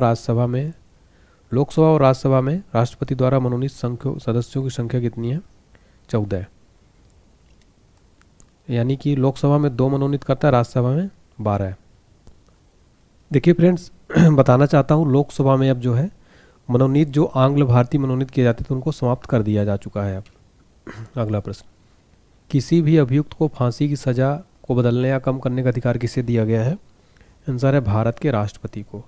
किसी विधि के प्रश्न पर सर्वोच्च न्यायालय से परामर्श लेने का अधिकार किसको है? राष्ट्रपति को। सार्वजनिक महत्व के किसी विषय पर राष्ट्रपति संविधान के किस अनुच्छेद के तहत सर्वोच्च न्यायालय से कानूनी परामर्श ले सकता है? अनुच्छेद 143 के तहत राष्ट्रपति सार्वजनिक महत्व के विषय पर सुप्रीम कोर्ट से परामर्श ले सकता है। राष्ट्रपति द्वारा जारी अध्यादेश अधिवेशन आरंभ होने के कितने दिनों तक अधिक से अधिक एक बार में प्रभावी रह सकता है? 6 सप्ताह। राष्ट्रपति के चुनाव में विवाद होने पर किसकी सलाह ली जाती है? सर्वोच्च न्यायालय की। राष्ट्रपति को प्रतिमाह कितना वेतन प्राप्त होता है? 5 लाख रुपए। नामांकन के समय राष्ट्रपति के उम्मीदवार को जमानत के तौर पर कितना रुपए जमा करना पड़ता है? 15,000। श्रीमती द्रौपदी मुर्मू का भारतीय गणतंत्र के राष्ट्रपति के रूप में क्रम क्या है? 15वां। भारत के राष्ट्रपति ने जिस एकमात्र मामले में वीटो यानी पॉकेट वीटो शक्ति का प्रयोग किया हुआ था, भारतीय डाकघर संशोधन अधिनियम। फिर अगला है, राष्ट्रपति की लोकसभा में किन 2 सदस्यों को मनोनीत करने का अधिकार है? एंग्लो इंडियन, लेकिन अभी इसको समाप्त कर दिया गया है, अब एंग्लो इंडियन नहीं मनोनीत किए जाते। राष्ट्रपति को पेंशन के रूप में आजीवन कितना रुपया प्रतिमाह मिलता है? 2.5 लाख रुपया। राष्ट्रपति और उपराष्ट्रपति को अनुपस्थिति में कौन कार्यभार ग्रहण करेगा? सर्वोच्च न्यायालय का मुख्य न्यायाधीश। अगला प्रश्न, लोकसभा द्वारा पारित विधेयक यदि राष्ट्रपति लोकसभा को पुनर्विचार के लिए लौटाता है और लोकसभा उसे पूर्ववत पास रख करके राष्ट्रपति के पास भेज देती तो राष्ट्रपति विधेयक को अनुमति देगा। ठीक है। अध्यादेश जारी करने का अधिकार राष्ट्रपति का कौन सा अधिकार है? ये विधायी अधिकार। भारत में गणतंत्र इसका अर्थ क्या है? भारत में वंशानुगत शासन नहीं है। अगला प्रश्न, एक विधेयक जो संसद में प्रस्तुत किया जाता है कौन सी क्रिया के बाद अधिनियम बन जाता है? जब राष्ट्रपति अपनी सहमति दे देता है तो विधेयक क्या बन जाता है? अधिनियम। अगला प्रश्न, भारत के राष्ट्रपतियों में कौन कुछ समय के लिए गुटनिरपेक्ष आंदोलन के महासचिव भी थे? ज्ञानी जैल सिंह। लाभ के पद का निर्णय कौन करेगा? संघीय संसद। किसी भौगोलिक क्षेत्र को अनुसूचित क्षेत्र घोषित करने का संवैधानिक अधिकार किसको है? राष्ट्रपति को। युद्ध की घोषणा या शांति का फैसला करने का कानूनी रूप से समक्ष कौन है? राष्ट्रपति। अगला टॉपिक है उपराष्ट्रपति, भारत का वाइस प्रेसिडेंट। जब उपराष्ट्रपति राष्ट्रपति के कार्यों को संभालता है तो उस दौरान राज्यसभा के सभापति पद पर कौन कार्य करता है? उपसभापति। राष्ट्रपति की मृत्यु जब उपराष्ट्रपति देखिए राष्ट्रपति की मृत्यु पर जब उपराष्ट्रपति राष्ट्रपति का पद ग्रहण करता है तो अधिकतम 6 माह तक पद पर आसीन रह सकता है। कौन सबसे कम समय के लिए उपराष्ट्रपति पद पर आसीन रहा? बीवी गिरी। उपराष्ट्रपति को प्राप्त होने वाले वेतन भत्ते आदि राज्यसभा जो है दिए जाते हैं। ठीक है, राज्यसभा के सदस्य के रूप में दिए जाते हैं। अगला प्रश्न, भारत को उपराष्ट्रपति किसका पदेन सभापति होता है? राज्यसभा का। भारत के उपराष्ट्रपति के पद पर लगातार 2 बार कौन रहा था? Doctor S Radhakrishnan, doctor Sarvepalli Radhakrishnan. उपराष्ट्रपति का निर्वाचन किसके द्वारा होता है? संसद के द्वारा। अपनी पदावधि समाप्त होने से पूर्व उपराष्ट्रपति को उसके पद से हटाने का अधिकार किसे है? संसद को। उपराष्ट्रपति अपने मत का प्रयोग कब करता है? मतों के बराबर रहने की स्थिति में। कौन राष्ट्रपति के चुनाव में मतदान नहीं करते हैं परंतु उपराष्ट्रपति चुनाव में मतदान करते हैं? संसद के मनोनीत सदस्य। भारत के प्रथम उपराष्ट्रपति कौन थे? डॉक्टर सर्वपल्ली राधाकृष्णन। राज्यसभा की बैठकों का सभापतित्व कौन करता है? भारत का उपराष्ट्रपति। उपराष्ट्रपति के निर्वाचन में निर्वाचक मंडल के सदस्य कौन कौन होते हैं? संसद के सभी सदस्य। जब उपराष्ट्रपति राष्ट्रपति का कार्यभार संभालता है तो उसे राष्ट्रपति के सभी विशेषाधिकार और भत्ते प्राप्त होते हैं। उपराष्ट्रपति पद के चुनाव संबंधी विवाद को किसे निर्देशित किया जाता है? सर्वोच्च न्यायालय को। अगला प्रश्न, उपराष्ट्रपति का निर्वाचन कैसे होता है? अप्रत्यक्ष रूप से। भारत के उपराष्ट्रपति का निर्वाचन होता है संसद के दोनों सदनों द्वारा। उपराष्ट्रपति को उसके कार्यकाल की समाप्ति के पूर्व पद से हटाने का अधिकार किसको है? संसद को। भारत के उपराष्ट्रपति को पदच्युत करने का प्रस्ताव प्रस्तावित किया जा सकता है केवल राज्यसभा में। भारत के उपराष्ट्रपति को कौन निकाल सकता है? लोकसभा की सम्मति से राज्यसभा। उपराष्ट्रपति के कार्यकाल की अवधि कितने वर्ष की होती है? आंसर है 5 वर्ष की। उपराष्ट्रपति को पद की गोपनीयता की शपथ कौन दिलाता है? भारत का राष्ट्रपति। नेक्स्ट टॉपिक है राज्यसभा। कौन संसद का स्थायी और उच्च सदन है? राज्यसभा संसद का स्थायी और उच्च सदन है। राज्यसभा को स्थायी सदन कहते हैं क्योंकि इसे विघटित नहीं किया जा सकता। वर्तमान में राज्यसभा के सदस्यों की अधिकतम संख्या कितनी हो सकती है? 250। राष्ट्रपति द्वारा राज्यसभा में कितने व्यक्ति मनोनीत किए जा सकते हैं? 12। जिन संघ शासित क्षेत्रों में विधानसभाएं नहीं होती उनके प्रतिनिधि किस प्रकार चुने जाते हैं? विशेष निर्वाचक मंडल द्वारा। राज्यसभा में सदस्यों का निर्वाचन होता है अनुपातिक प्रतिनिधि के अनुसार एकल संक्रमणी मत पद्धति द्वारा। अगला प्रश्न, राज्यसभा के लिए प्रत्येक राज्य के प्रतिनिधियों का निर्वाचन कौन करता है? विधानसभा के निर्वाचित सदस्य। राज्यसभा में राज्यों का प्रतिनिधित्व किस बात पर निर्भर करता है? राज्य की जनसंख्या पर। राज्यसभा में किस राज्य के प्रतिनिधियों की संख्या सर्वाधिक है? यूपी में सर्वाधिक राज्यसभा की सदस्य संख्या है। राज्यसभा के सदस्यों के लिए न्यूनतम आयु कितनी है? 30 वर्ष होनी चाहिए। राज्यसभा के सदस्यों का कार्यकाल कितने वर्ष का होता है? 6 वर्ष का। लोकसभा और राज्यसभा में गणपूर्ति यानी कोरम संख्या कितनी है? कुल सदस्य संख्या का 1/10। राज्यसभा में गणपूर्ति कोरम के लिए निर्धारित संख्या कितनी है? 25। अगला प्रश्न, राज्यसभा को भंग करने का अधिकार किसे प्राप्त है? किसी को नहीं। राज्यसभा को भंग नहीं किया जा सकता। राज्यसभा का सभापति कौन होता है? आंसर है उपराष्ट्रपति। वह कौन सी सभा है जिसका अध्यक्ष उस सदन का सदस्य नहीं होता है? आंसर है राज्यसभा। राज्यसभा के सभापति का चुनाव कौन करता है? लोकसभा और राज्यसभा के सभी सदस्य। राज्यसभा का सभापति लोकसभा और राज्यसभा के सदस्यों द्वारा संयुक्त रूप से चुना जाता है। लोकसभा द्वारा पारित धन विधेयक राज्यसभा को प्राप्त होने के कितने दिनों के भीतर लोकसभा को वापस लौटाना पड़ता है? 14 दिन के भीतर। क्या राज्यसभा का सभापति संसद के दोनों सदनों के संयुक्त अधिवेशन की अध्यक्षता कर सकता है? नहीं कर सकता है। राज्यसभा का सभापति दोनों सदनों के संयुक्त अधिवेशन की अध्यक्षता नहीं कर सकता। राज्यसभा के द्विवार्षिक चुनावों की अधिसूचना कौन जारी करता है? निर्वाचन आयोग। राज्यसभा के सदस्यों का निर्वाचन होता है राज्य के विधानसभा के निर्वाचित सदस्यों द्वारा। स्वतंत्र भारत में राज्यसभा के प्रथम सभापति कौन थे? Doctor S Radhakrishnan. सर्वप्रथम किस फिल्म अभिनेता को राज्यसभा का सदस्य मनोनीत किया गया था? पृथ्वीराज कपूर को। पृथ्वीराज कपूर को सर्वप्रथम राज्यसभा का सदस्य मनोनीत किया गया। राज्यसभा के लिए नामित फिल्म अभिनेत्री कौन थी? नरगिस दत्त। राज्यसभा की प्रथम महिला महासचिव कौन थी? वी.एस. रमा देवी। राज्यसभा का सर्वप्रथम गठन कब हुआ? 3 अप्रैल 1952 को हुआ था राज्यसभा का सर्वप्रथम गठन। चलिए देखते हैं कौन जनता द्वारा प्रत्यक्ष रूप से निर्वाचित सदन है? लोकसभा। भारत में लोकसभा किसका प्रतिनिधित्व करती है? भारतीय जनता का। भारतीय संविधान के किस अनुच्छेद में लोकसभा के गठन के संबंध में प्रावधान किया गया है? अनुच्छेद 81 और 331 में लोकसभा के गठन के संबंध में प्रावधान किया गया है। मूल संविधान में लोकसभा सदस्यों की संख्या कितनी निर्धारित की गई? 500। 31वें संवैधानिक संशोधन अधिनियम द्वारा लोकसभा की अधिकतम सदस्य संख्या कितनी निर्धारित की गई है? 545। लोकसभा की अधिकतम सदस्य संख्या कितनी हो सकती है? 552। राष्ट्रपति आंग्ल भारतीय समुदाय के कितने प्रतिनिधियों को लोकसभा मनोनीत करता है? 2। लेकिन अभी ये जो है समाप्त कर दिया गया है। वर्तमान में लोकसभा सदस्यों की प्रभावी संख्या कितनी है? 545। राष्ट्रपति द्वारा लोकसभा में आंग्ल भारतीय समुदाय के 2 सदस्यों को किस अनुच्छेद के तहत मनोनीत करता है? 331। लोकसभा में आंग्ल भारतीय समुदाय में से 2 सदस्यों को मनोनीत करने की शक्ति किसके पास है? भारत के राष्ट्रपति के पास। लोकसभा में राज्यों को किस आधार पर सीटें आवंटित होती हैं? जनसंख्या के आधार पर। वर्तमान में लोकसभा में प्रत्येक राज्य के लिए स्थानों का आवंटन आधारित है 1971 की जनगणना पर। लोकसभा में राज्यसभा सीटों का आवंटन 1971 की जनगणना पर आधारित है। निर्धारित किस वर्ष तक यथावत रहेगा? 2026 तक। लोकसभा के निर्वाचन क्षेत्र कम से कम कितनी जनसंख्या का प्रतिनिधित्व करता है? 7.5 लाख। लोकसभा के लिए प्रथम आम चुनाव कब हुआ था? 1952 में। कौन सी लोकसभा के चुनाव 9 चरणों में संपन्न हुए थे? 16वीं लोकसभा के चुनाव। कौन सा संवैधानिक संशोधन राज्य से चुने जाने वाले लोकसभा सदस्यों की संख्या बढ़ाने से संबंधित है? 7वां तथा 21वां जो संवैधानिक संशोधन है लोकसभा सदस्यों की संख्या बढ़ाने से संबंधित है। लोकसभा में केंद्र शासित प्रदेशों के प्रतिनिधि चुने जाते हैं प्रत्यक्ष निर्वाचन द्वारा। राष्ट्रपति लोकसभा के 2 सदस्यों को किसका प्रतिनिधि देने के लिए नामित करता है? Anglo Indian. लोकसभा को चुनाव लड़ने के लिए इच्छुक व्यक्ति की न्यूनतम आयु कितनी होनी चाहिए? 25 वर्ष। किस राज्य का लोकसभा और राज्यसभा में प्रतिनिधित्व सबसे अधिक है? उत्तर प्रदेश का। कौन सा राज्य सबसे अधिक प्रतिनिधि लोकसभा में भेजता है? उत्तर प्रदेश। झारखंड क्षेत्र से लोकसभा सदस्यों की कुल संख्या कितनी है? 14। उत्तर प्रदेश के अतिरिक्त लोकसभा में किन 2 राज्यों का प्रतिनिधित्व सबसे अधिक है? महाराष्ट्र और बिहार। महाराष्ट्र और बिहार। वर्तमान में किस राज्य में का लोकसभा में अधिकतम सदस्यों की संख्या के हिसाब से दूसरा स्थान है? महाराष्ट्र।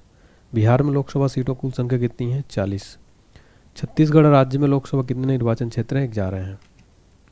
लोकसभा में किस संघ शासित क्षेत्र के सर्वाधिक प्रतिनिधि निर्वाचित होकर आते हैं? दिल्ली।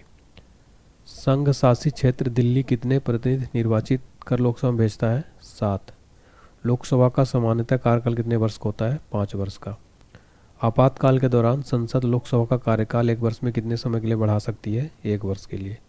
लोकसभा में कोरम यानी गणपूर्ति पूरा करने के लिए कम से कम कितने सदस्यों की जरूरत होती है? कुल सदस्यों का 1/10 भाग। लोकसभा का कार्यकाल 5 वर्ष से अधिक किस अवस्था में बढ़ाया जा सकता है? जब राष्ट्रीय आपातकाल लागू हो। लोकसभा किसी सदस्य की सदस्यता कितने दिनों तक लगातार अनुपस्थित रहने पर समाप्त हो जाती है?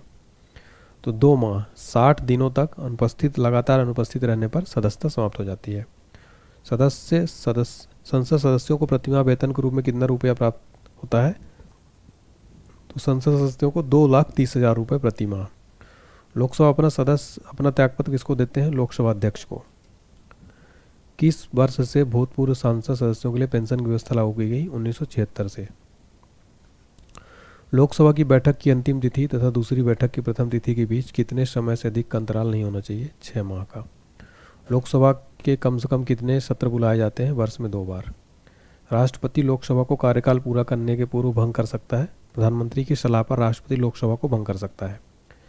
लोकसभा सदस्यों की नियोक्ता से संबंधित प्रश्नों पर निर्णय कौन करता है? लोकसभा अध्यक्ष। किसे लोकसभा का अभिरक्षक कहा जाता है? लोकसभा अध्यक्ष को। लोकसभा के अध्यक्ष को कौन चुनता है? लोकसभा के सदस्य। अस्थायी लोकसभा अध्यक्ष यानी प्रोटेम स्पीकर को कौन नियुक्त करता है? राष्ट्रपति। लोकसभा का विघटन कौन कर सकता है? राष्ट्रपति। सामान्यतः 5 वर्ष की समाप्ति से पहले लोकसभा को किसके द्वारा विघटित किया जा सकता है? प्रधानमंत्री की संतुष्टि पर राष्ट्रपति द्वारा। लोकसभा की सामान्य अवधि बढ़ाई जा सकती है संसद द्वारा पारित अधिनियम से। राज्यसभा और लोकसभा की समान शक्तियां किस क्षेत्र में है? संविधान संशोधन करने के विषय में। लोकसभा का नेता कौन होता है? प्रधानमंत्री। कोई वित्तीय बिल प्रस्तावित हो सकता है केवल लोकसभा में। किस विधेयक को केवल लोकसभा में ही प्रस्तुत किया जा सकता है? वित्त विधेयक को। अगला टॉपिक है प्रधानमंत्री। चलिए देखते हैं प्रधानमंत्री की नियुक्ति कौन करता है? राष्ट्रपति। प्रधानमंत्री को उसके पद की गोपनीयता की शपथ कौन दिलाता है? राष्ट्रपति। भारत में एक व्यक्ति अधिक से अधिक कितनी बार प्रधानमंत्री पद पर नियुक्त हो सकता है? कितनी ही बार, कोई सीमा नहीं है। भारत में शक्तियों का प्रमुख उभरता केंद्र कौन है? प्रधानमंत्री। संघीय मंत्रिपरिषद का अध्यक्ष कौन होता है? प्रधानमंत्री। योजना आयोग का अध्यक्ष कौन होता है? प्रधानमंत्री। आमतौर पर भारत का प्रधानमंत्री होता है लोकसभा का सदस्य। मंत्रिमंडल की बैठक की अध्यक्षता कौन करता है? प्रधानमंत्री। संसदीय शासन प्रणाली में वास्तविक कार्यपालिका शक्ति किसके पास होती है? प्रधानमंत्री के पास। संसदीय शासन प्रणाली सर्वप्रथम किस देश में विकसित हुई? ब्रिटेन में। भारतीय संविधान के अनुसार तथ्यात्मक संप्रभुता निवास करती है प्रधानमंत्री में। किस दल ने 2 वर्ष के समय में 2 प्रधानमंत्री दिए? जनता पार्टी ने। प्रधानमंत्री की नियुक्ति राष्ट्रपति करता है, यह किस अनुच्छेद में वर्णित है? अनुच्छेद 75 में। भारत के प्रधानमंत्री पद के लिए उम्मीदवार की कम से कम कितनी उम्र होनी चाहिए? 25 वर्ष। प्रधानमंत्री कौन बनता है? लोकसभा में बहुमत दल का नेता। यदि भारत के प्रधानमंत्री संसद कुछ सदन के सदस्य हैं तो अविश्वास प्रस्ताव की स्थिति में अपने पक्ष में वोट नहीं दे सकेंगे। भारत का प्रधानमंत्री का पद क्या है? संविधान द्वारा सृजित। प्रधानमंत्री का पद ग्रहण करने के समय विधानसभा के सदस्य कौन थे? H D Deve Gowda. लोकसभा का विश्वास मत प्राप्त किए बिना ही प्रधानमंत्री पद पर कार्य करने वाले प्रथम व्यक्ति कौन थे? चौधरी चरण सिंह। सबसे अधिक उम्र में प्रधानमंत्री पद की आसीन होने वाले व्यक्ति कौन थे? मोरारजी देसाई। कांग्रेस द्वारा समर्थन वापस लिए जाने के कारण ही त्यागपत्र देना पड़ा चौधरी चरण सिंह को। प्रथम गैर कांग्रेसी प्रधानमंत्री कौन थे? मोरारजी देसाई। सबसे कम उम्र में प्रधानमंत्री पद पर आसीन होने वाले व्यक्ति कौन थे? राजीव गांधी जी। अगला है संघीय मंत्रिपरिषद। मंत्रिपरिषद का अध्यक्ष कौन होता है? प्रधानमंत्री। कौन व्यक्ति मंत्रिपरिषद का सदस्य हो सकता है? संसद का सदस्य। क्या राज्यसभा में मनोनीत व्यक्ति मंत्रिपरिषद का सदस्य बन सकता है? हाँ। मंत्रिपरिषद के सदस्यों को पद की गोपनीयता की शपथ कौन दिलाता है? राष्ट्रपति। मंत्रिपरिषद का कोई सदस्य संसद के किसी सदन का सदस्य न होते हुए अधिक से अधिक कितने दिनों तक मंत्री पद पर बना रह सकता है? 6 माह तक। मंत्रिपरिषद में शामिल होते हैं प्रधानमंत्री व अन्य मंत्री। मंत्रिपरिषद में कितने स्टार मंत्री होते हैं? कितने स्टार में मंत्री हैं? होते हैं 3। मंत्रिपरिषद में वरीयता की दृष्टि से मंत्रियों का सही क्रम क्या है? कैबिनेट मंत्री, राज्य मंत्री और उप मंत्री। मंत्रिपरिषद व्यक्तिगत रूप से उत्तरदायी होता है? आंसर है राष्ट्रपति के प्रति। ये प्रश्न एग्जाम में डायरेक्ट बनता है। संघीय मंत्रिपरिषद के मंत्री उत्तरदायी होते हैं केवल लोकसभा के प्रति। भारत में वह मंत्री जो संसद के दोनों में से किसी सदन का सदस्य नहीं, उसे मंत्री के पद से मुक्त होना पड़ सकता है 6 माह बाद। भारतीय संविधान के प्रावधानों में से कौन सा प्रावधान मंत्रिपरिषद की नियुक्ति तथा पदच्युति का विवेचित करता है? अनुच्छेद 75। भारतीय संविधान के अनुच्छेद 74, 75 किन विषयों पर विचार करते हैं? मंत्रिपरिषद। भारत में मंत्रिपरिषद के अधिकतर सदस्य लिए जाते हैं लोकसभा से। मंत्रिमंडल का गठन कौन करता है? सिर्फ केंद्रीय मंत्रीगण। केंद्र सरकार में राज्य मंत्री की क्या स्थिति? वह केंद्र सरकार का ऐसा मंत्री है जो कि मंत्रिमंडल का सदस्य नहीं होता है। स्वतंत्रता के पश्चात मंत्रिपरिषद के खिलाफ पहला अविश्वास प्रस्ताव कब लाया गया था? 1963 में। सामूहिक रूप से मंत्रिपरिषद किसके प्रति उत्तरदायी होते हैं? लोकसभा के प्रति। अगला प्रश्न, यदि कोई मंत्री राज्यसभा का सदस्य है तो वह क्या लोकसभा में अपना वक्तव्य दे सकता है? हाँ, दे सकता है। राजनीतिक शब्दावली में शून्यकाल का अर्थ क्या होता है? प्रश्न उत्तर काल। भारतीय गणराज्य में वास्तविक कार्यकारी प्राधिकार किसके पास है? मंत्रिपरिषद के पास। जो व्यक्ति सांसद ना हो, क्या उसे मंत्री नियुक्त किया जा सकता है? हाँ, पर उसे 6 महीने के भीतर संसद सदस्य बनना होगा। देखिए अगला टॉपिक है प्रमुख पदाधिकारी गण। देखिए भारतीय संविधान में किस पद का उल्लेख नहीं है? देखिए उप प्रधानमंत्री जो पद है फ्रेंड्स, इसका संविधान में उल्लेख नहीं है। भारत के प्रथम उप प्रधानमंत्री कौन थे, यानी डिप्टी पीएम कौन थे? सरदार वल्लभ भाई पटेल जी।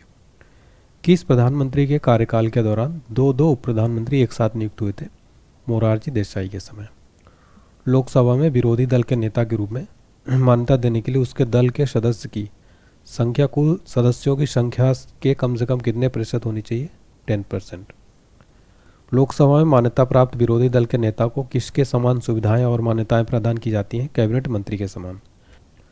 अगला प्रश्न है लोकसभा के विरोधी दल के पहले मान्यता प्राप्त नेता कौन थे? राम सुभग सिंह। राम सुभग सिंह जो है ये फ्रेंड्स, ये पहले विपक्ष के पार्टी के पहले विपक्षी नेता थे। लोकसभा अध्यक्ष का चुनाव कौन करता है? लोकसभा के सदस्य।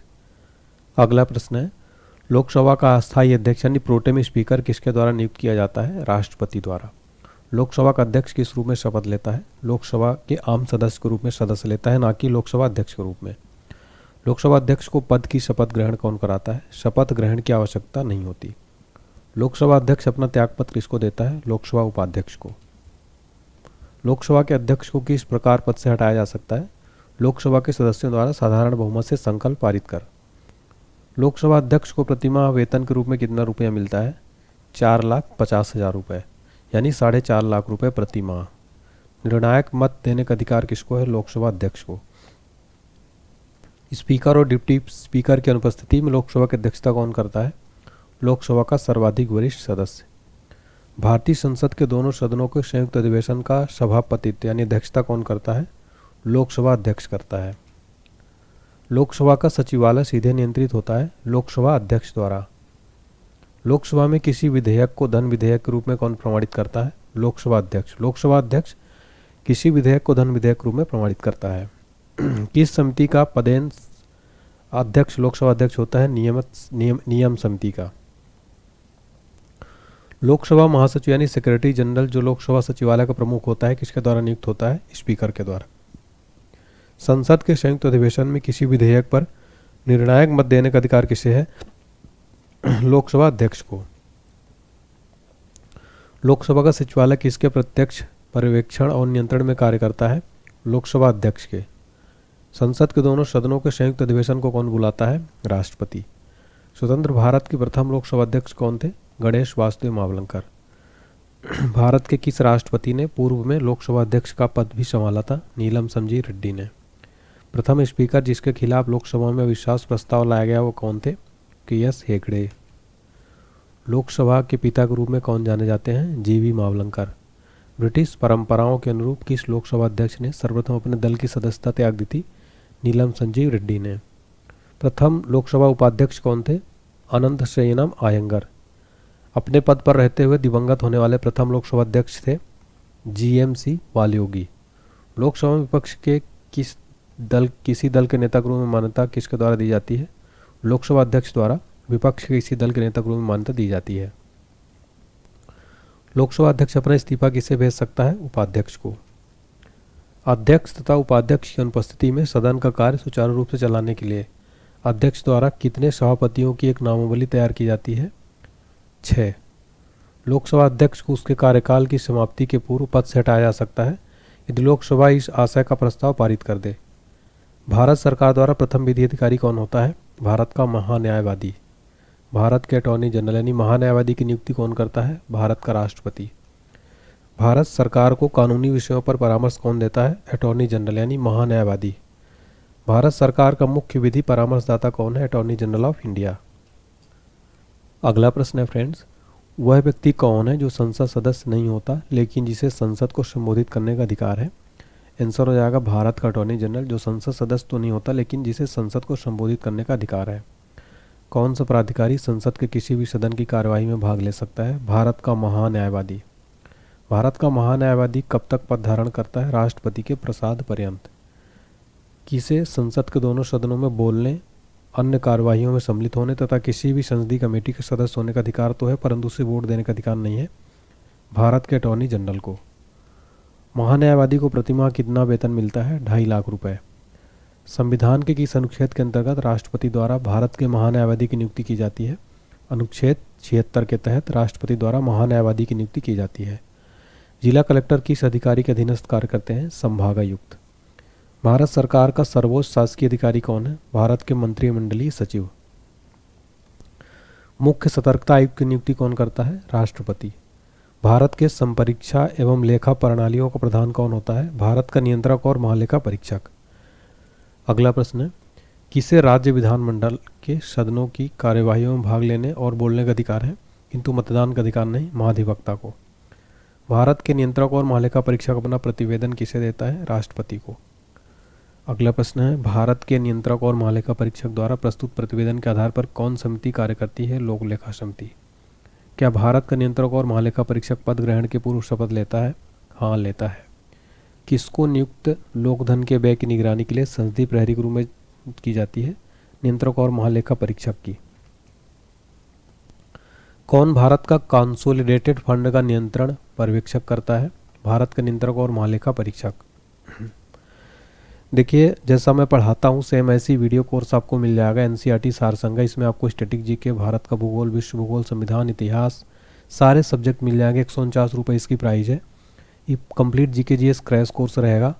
इसका ऑफर लिमिटेड टाइम के लिए, इसको खरीदने के लिए आप हमारा एप्लीकेशन डाउनलोड कर लें। पेड कोर्स में जाएंगे, पेमेंट करने के बाद आप माई कोर्स में शो हो जाएगा, पीडीएफ भी साथ में मिलेगी। फिर हमारा अगला टॉपिक है फ्रेंड, संसदीय समितियाँ। भारत में नई संसदीय समिति प्रणाली की शुरुआत कब हुई थी? 1991 में। वह समिति कौन सी है जिसमें राज्यसभा का कोई सदस्य नहीं होता? प्राक्कलन समिति। संसद का वह स्थायी समिति कौन सी जिसमें राज्यसभा के सदस्य शामिल नहीं होते? प्राक्कलन समिति में राज्यसभा के सदस्य शामिल नहीं होते हैं। अगला प्रश्न है हमारा, सार्वजनिक लोक लेखा समिति में राज्यसभा के कितने सदस्य होते हैं? 27। किस संसदीय समिति को प्राक्कलन समिति की जुड़वा बहन कहा जाता है? लोक लेखा समिति को संसदीय समिति के प्राक्कलन समिति की जुड़वा बहन कहा जाता है, लोक लेखा समिति को। 5 स्टार मार्क करना फ्रेंड्स, इस क्वेश्चन को एग्जाम में बहुत बार रिपीट हुआ है। संसद की कौन सी समिति नियंत्रक और महालेखा परीक्षक की रिपोर्टों यानी प्रतिवेदनों की समीक्षा करती है? लोक लेखा समिति। लोकसभा अध्यक्ष किस समिति का पदेन अध्यक्ष होता है? नियम समिति का। लोक लेखा समिति अपनी रिपोर्ट प्रस्तुत करती है लोकसभा के अध्यक्ष को। प्राक्कलन समिति के सदस्य केवल लोकसभा से चुने जाते हैं। भारत के नियंत्रक और महालेखा परीक्षक की रिपोर्ट की समीक्षा करने वाली संसदीय समिति है लोक लेखा समिति। अगला टॉपिक है सर्वोच्च न्यायालय। भारतीय संविधान के किस भाग में संघीय न्यायपालिका का उल्लेख है? भाग 5 में। संविधान का व्याख्याकार और संरक्षक कौन है? सर्वोच्च न्यायालय। सर्वोच्च न्यायालय में तदर्थ न्यायाधीश की नियुक्ति होती है जब न्यायालय के किसी सत्र के लिए न्यायाधीशों का कोरम यानी गणपूर्त नहीं होता। सर्वोच्च न्यायालय में तदर्थ न्यायाधीशों की नियुक्ति कौन कर सकता है? राष्ट्रपति की अनुमति प्राप्त कर सर्वोच्च न्यायालय का मुख्य न्यायाधीश। सर्वोच्च न्यायालय में न्यायाधीश नियुक्त होने के लिए किसी व्यक्ति को कम से कम कितने वर्ष का उच्च न्यायालय में एडवोकेट होना चाहिए? 10 वर्ष। तो सर्वोच्च न्यायालय में अगर न्यायाधीश नियुक्त होने के लिए किसी व्यक्ति को कम से कम 10 वर्ष का एडवोकेट होना चाहिए, कहाँ पर? हाई कोर्ट में।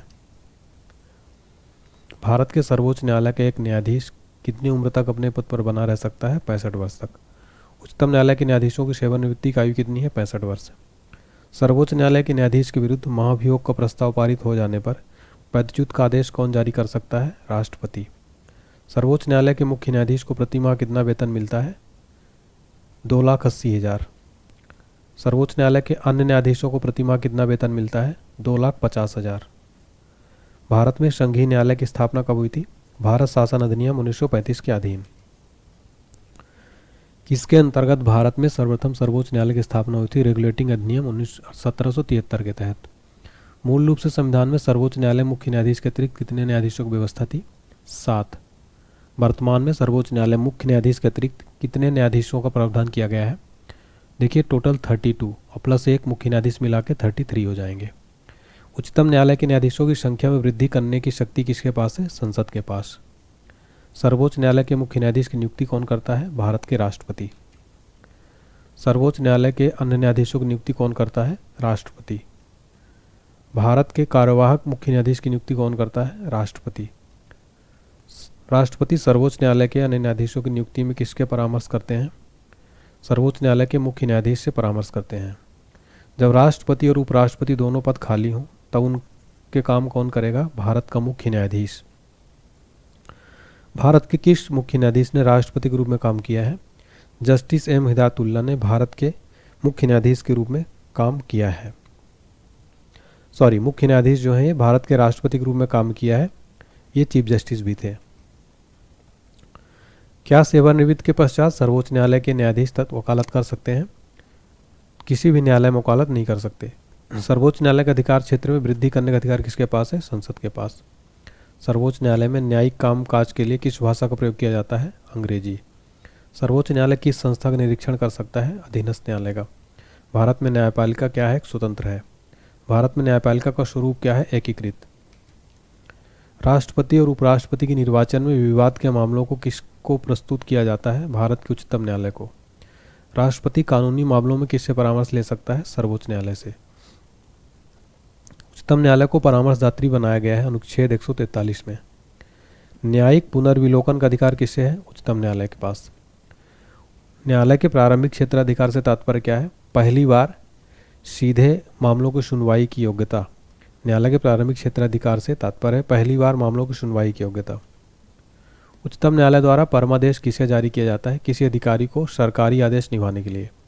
केंद्र और राज्यों के बीच होने वाले विवादों का निर्णय करने की भारत के उच्चतम न्यायालय की शक्ति आती है इसकी मूल अधिकारिता के अंतर्गत। भारत का उच्चतम न्यायालय कानूनी तथ्य के मामलों में राष्ट्रपति को परामर्श देता है तभी जब वह ऐसे परामर्श के लिए कहता है। अगला टॉपिक है उच्च न्यायालय यानी हाई कोर्ट। भारत में कुल कितने हाई कोर्ट हैं? 25। भारत के किस उच्च न्यायालय में न्यायाधीशों की संख्या सबसे कम है? सिक्किम हाई कोर्ट में। भारत के किस उच्च न्यायालय में न्यायाधीशों की संख्या सबसे अधिक है? इलाहाबाद हाई कोर्ट में। किस उच्च न्यायालय के सर्वाधिक स्थायी या अस्थायी खंडपीठ हैं? गुवाहाटी उच्च न्यायालय के सर्वाधिक स्थायी या अस्थायी खंडपीठ हैं। भारत के किस संघ शासित क्षेत्र का अपना उच्च न्यायालय है? दिल्ली का। पटना उच्च न्यायालय की स्थापना कब हुई थी? 1916 में। भारत का सबसे बड़ा उच्च न्यायालय कौन सा है? Allahabad high court. किसके अंतर्गत कोलकाता, चेन्नई, मुंबई के उच्च न्यायालय स्थापित किए गए थे? भारतीय उच्च न्यायालय अधिनियम 1861। अंडमान निकोबार द्वीप समूह किस उच्च न्यायालय के क्षेत्राधिकार में आते हैं? कोलकाता उच्च न्यायालय के क्षेत्राधिकार में आते हैं। छत्तीसगढ़ उच्च न्यायालय कहाँ स्थित है? बिलासपुर में। उत्तराखंड उच्च न्यायालय की स्थापना कहाँ की गई? नैनीताल। झारखंड हाई कोर्ट की स्थापना कहाँ की गई? रांची में। मध्य प्रदेश उच्च न्यायालय कहाँ स्थित है? जबलपुर में। केरल का उच्च न्यायालय कहाँ स्थित है? एर्नाकुलम में। उच्च न्यायालय के न्यायाधीश पद पर नियुक्त होने वाली प्रथम महिला कौन है? अन्ना चांडी। उच्च न्यायालय के मुख्य न्यायाधीश पद पर नियुक्त होने वाली प्रथम महिला कौन है? लीला सेठ। दो या अधिक राज्यों या संघीय प्रदेश के लिए एक सामान्य उच्च न्यायालय की स्थापना किसके द्वारा की जा सकती है? संसद द्वारा कानून बनाकर। उच्च न्यायालय के क्षेत्राधिकार को घटाने या बढ़ाने का अधिकार किसे है? संसद को। उच्च न्यायालय के मुख्य न्यायाधीश की नियुक्ति कौन करता है? राष्ट्रपति। किसी न्यायाधीश को एक उच्च न्यायालय से दूसरे में स्थानांतरित करने का अधिकार किसको है? भारत के राष्ट्रपति को। उच्च न्यायालय के न्यायाधीशों की सेवानिवृत्ति की अधिकतम उम्र सीमा कितनी है? 65 वर्ष है। उच्च न्यायालय के मुख्य न्यायाधीश तथा अन्य न्यायाधीश को प्रतिमाह कितना वेतन मिलता है?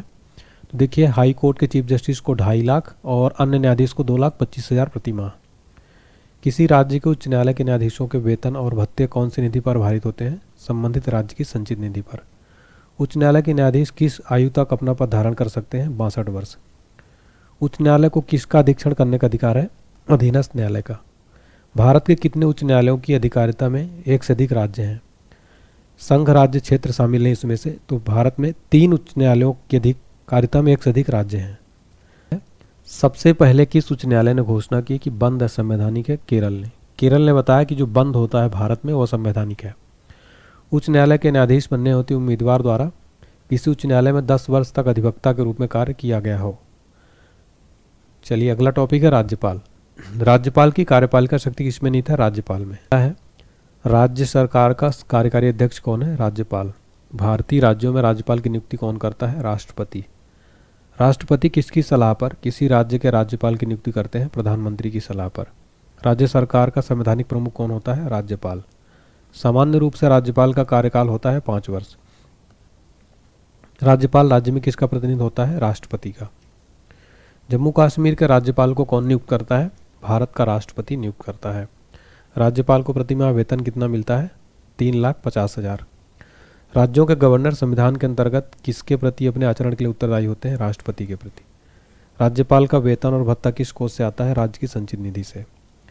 राष्ट्रपति शासन में राज्य का प्रमुख शासन संचालन कौन होता है? राज्यपाल। राज्य मंत्रिपरिषद का गठन कौन करता है? राज्यपाल। भारत के राष्ट्रपति की इच्छा तक पद पर बना रहता है। राज्यपाल जो है भारत के राष्ट्रपति की इच्छा तक ही पद पर बना रहता है।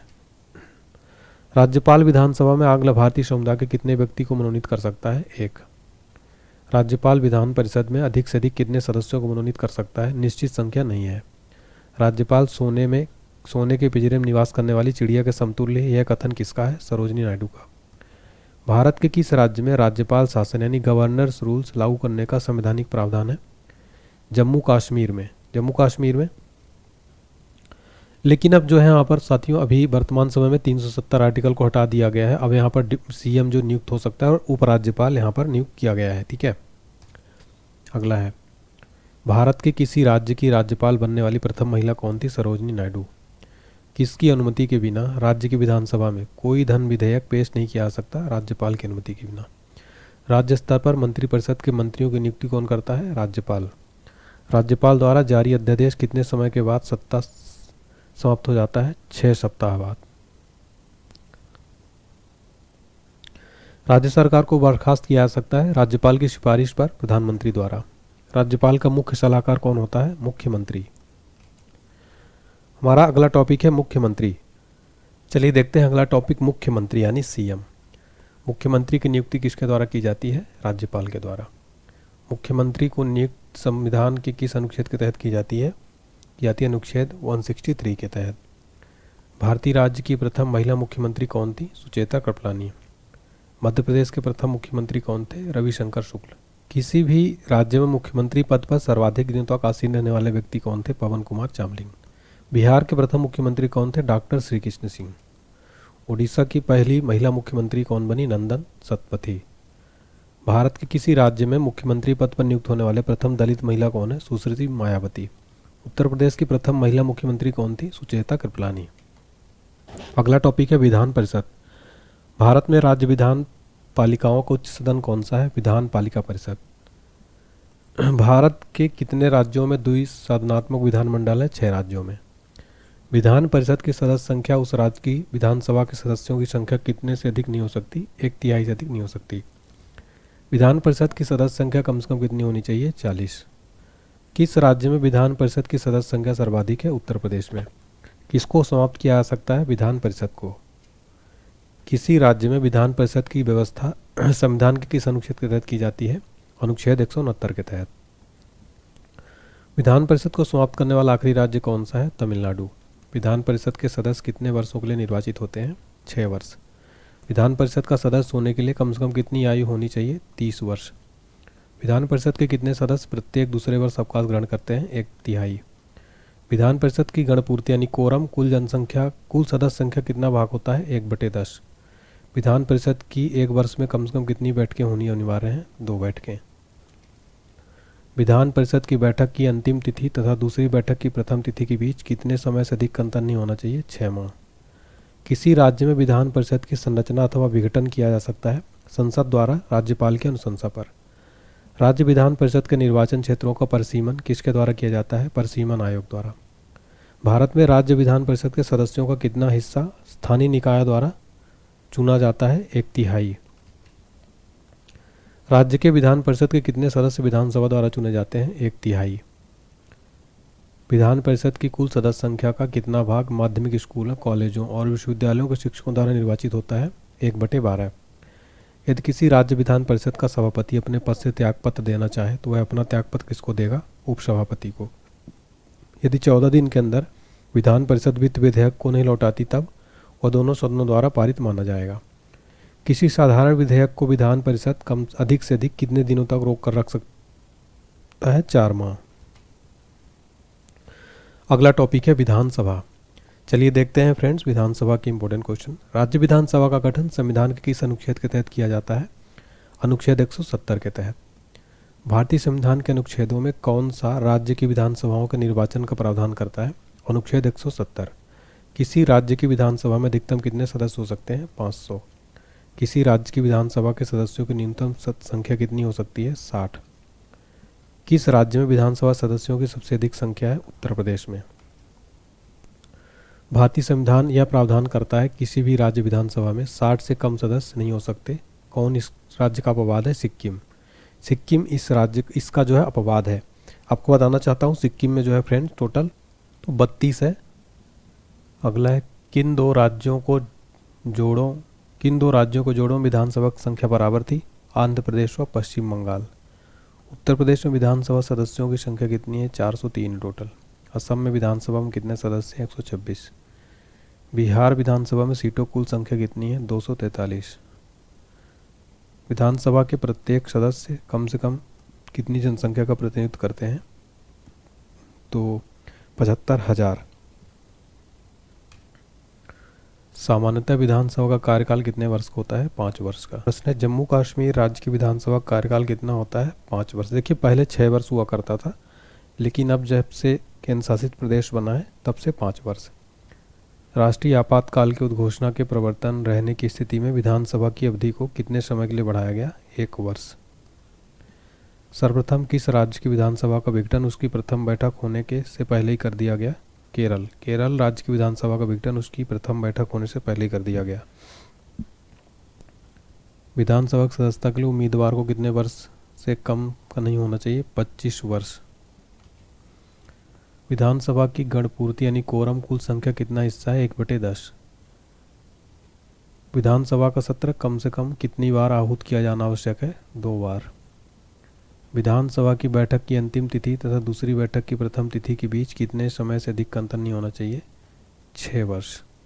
सॉरी 6 महीने, ठीक है। तो प्रथम बैठक की अंतिम तिथि और दूसरी बैठक की प्रथम तिथि के बीच अधिक से अधिक 6 महीने का अंतर नहीं होना चाहिए, ठीक है। विधानसभा का अध्यक्ष का चुनाव कौन करता है? विधानसभा के सदस्य। अगला है विधानसभा अध्यक्ष का चुनाव कौन करता है? विधानसभा के सदस्य। अस्थायी विधानसभा अध्यक्ष यानी प्रोटेम स्पीकर की नियुक्ति कौन करता है? राज्यपाल। विधानसभा अध्यक्ष को उसके पद की शपथ कौन दिलाता है? शपथ ग्रहण की आवश्यकता नहीं होती है। विधानसभा अध्यक्ष अपना त्यागपत्र किसको सौंपते हैं? विधानसभा उपाध्यक्ष को। राज्य विधानमंडल का कोई सदस्य अपने सदन की आज्ञा के बिना सदन के सत्र से लगातार कितने दिनों तक अनुपस्थित रहता है? तो उसे सदन से निष्कासित करके उसके स्थान को रिक्त घोषित कर सकती है। तो 60 दिनों तक अगर सदन की आज्ञा के बिना वह लगातार अनुपस्थित रहता है तो उसे निष्कासित किया जा सकता है। राज्य विधानसभा के सदन की बैठक के लिए गणपूर्ति कितनी है? 10 सदस्य अथवा कुल सदस्य का 10वां भाग जो भी अधिक हो। विधानसभा का सदस्य रहे बिना कोई भी व्यक्ति कितने दिनों तक मंत्री पद पर आसीन रह सकता है? 6 माह। राज्य की विधानसभा के 17 वर्षांत के आदेश किसके द्वारा दिए जाते हैं? राज्यपाल के द्वारा। अगला टॉपिक है आयोग व परिषदें। क्षेत्रीय परिषदों का गठन किसके द्वारा किया जाता है? राष्ट्रपति के द्वारा। सामान्यतः किसी क्षेत्रीय परिषद की अध्यक्षता कौन कर सकता है? केंद्रीय गृह मंत्री। क्षेत्रीय परिषदों का सृजन हुआ है संसदीय कानून द्वारा। क्षेत्रीय परिषदों के गठन के संबंध में किस वर्ष प्रावधान किया गया? 1956 में। अंतर्राज्यीय परिषद यानी इंटर स्टेट काउंसिल का गठन संविधान के किस अनुच्छेद के अंतर्गत किया गया है? अनुच्छेद 283 के अंतर्गत। अंतर्राज्यीय परिषद का निर्माण होता है संवैधानिक प्रावधान द्वारा। योजना आयोग से सर्वाधिक प्रभावित हुए? वित्त आयोग। अंतर्राज्यीय परिषद की स्थापना कब हुई थी? 28 मई 1990 को। योजना आयोग ने संघवाद को निरस्त कर दिया, यह विचार किसका है? अशोक चंद्रा का। योजना आयोग की स्थापना कब हुई थी? 15 मार्च 1950 को। देखिए अब इसके स्थान पर नीति आयोग बना दिया गया है 1 जनवरी 2015 से योजना आयोग के स्थान पर। किसे सुपर कैबिनेट की संज्ञा दी जाती है? योजना आयोग को। योजना आयोग क्या है? परामर्शदात्री संस्था थी। 1950 में भारत में योजना आयोग की स्थापना की गई केंद्रीय मंत्रिमंडल के एक प्रस्ताव द्वारा। योजना आयोग का स्वरूप क्या है? परामर्शदात्री संस्था। 1950 में योजना आयोग का गठन किसके संकल्प द्वारा किया गया? संघीय मंत्रिमंडल के संकल्प के द्वारा। योजना आयोग किस क्षेत्र में कार्य करता है? भारतीय अर्थव्यवस्था के क्षेत्र में। भारत में पंचवर्षीय योजना बनाने की जिम्मेदारी किसकी है? योजना आयोग की। अभी वर्तमान में योजना आयोग के स्थान पर नीति आयोग का गठन किया गया है। योजना आयोग का प्रमुख कार्य है योजना की तैयारी तथा कार्यान्वयन। नीति आयोग का अध्यक्ष कौन होता है? भारत का प्रधानमंत्री। नीति आयोग का प्रधानाध्यक्ष होता है भारत का प्रधानमंत्री। नीति का फुल फॉर्म है national institution for transforming India. राष्ट्रीय विकास परिषद का अध्यक्ष कौन होता है? प्रधानमंत्री। पंचवर्षीय योजना को अंतिम अनुमोदन कौन देता है? राष्ट्रीय विकास परिषद। पंचवर्षीय योजनाओं के मसौदे को अंतिम रूप से कौन स्वीकृति प्रदान करता है? योजना आयोग। राष्ट्रीय विकास परिषद का मुख्य संबंध होता है पंचवर्षीय योजनाओं के अनुमोदन से। भारत की पंचवर्षीय योजना अंतिम रूप से अनुमोदित की जाती है राष्ट्रीय विकास परिषद द्वारा। राष्ट्रीय विकास परिषद के सदस्य नहीं होते राज्यों के राज्यपाल। राष्ट्रीय विकास परिषद का उद्देश्य क्या है? पंचवर्षीय योजनाओं का निर्धारण व उन्हें सुनिश्चित करना। वित्त आयोग क्या है? पंचवर्षीय निकाय। वित्त आयोग की स्थापना किसके द्वारा की जाती है? राष्ट्रपति के द्वारा। वित्त आयोग के अध्यक्ष की नियुक्ति कौन करता है? राष्ट्रपति। वित्त आयोग का गठन कितनी अवधि के लिए होता है? 5 वर्ष के लिए। राष्ट्रपति वित्त आयोग का गठन कितने वर्ष बाद करते हैं? प्रत्येक 5 वर्ष बाद। वित्त आयोग का प्रधान कार्य क्या है? केंद्र और राज्यों के बीच राजस्व वितरण। केंद्र और राज्य में राजस्व के वितरण में सबसे महत्वपूर्ण भूमिका कौन निभाता है? वित्त आयोग। राज्यों के कर भाग को निर्धारित करने का अधिकार किसके पास है? वित्त आयोग के पास। भारत में संघीय वित्त संबंध रखता है राज्यों और केंद्र के बीच वित्त से।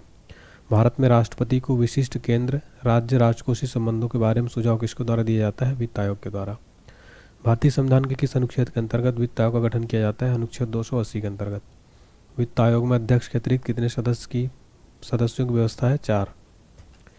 प्रथम वित्त आयोग के अध्यक्ष कौन थे? के.सी. नियोगी। 16वें वित्त आयोग के अध्यक्ष कौन है? डॉक्टर अरविंद पनगड़िया। कौन सा प्राधिकरण भारत की समेकित निधि में राज्यों को राजस्व की सहायता अनुदान देने वाले सिद्धांतों की अनुशंसा करता है? वित्त आयोग। भारतीय लोक प्रशासन संस्थान की स्थापना कब हुई? मार्च 1954 में।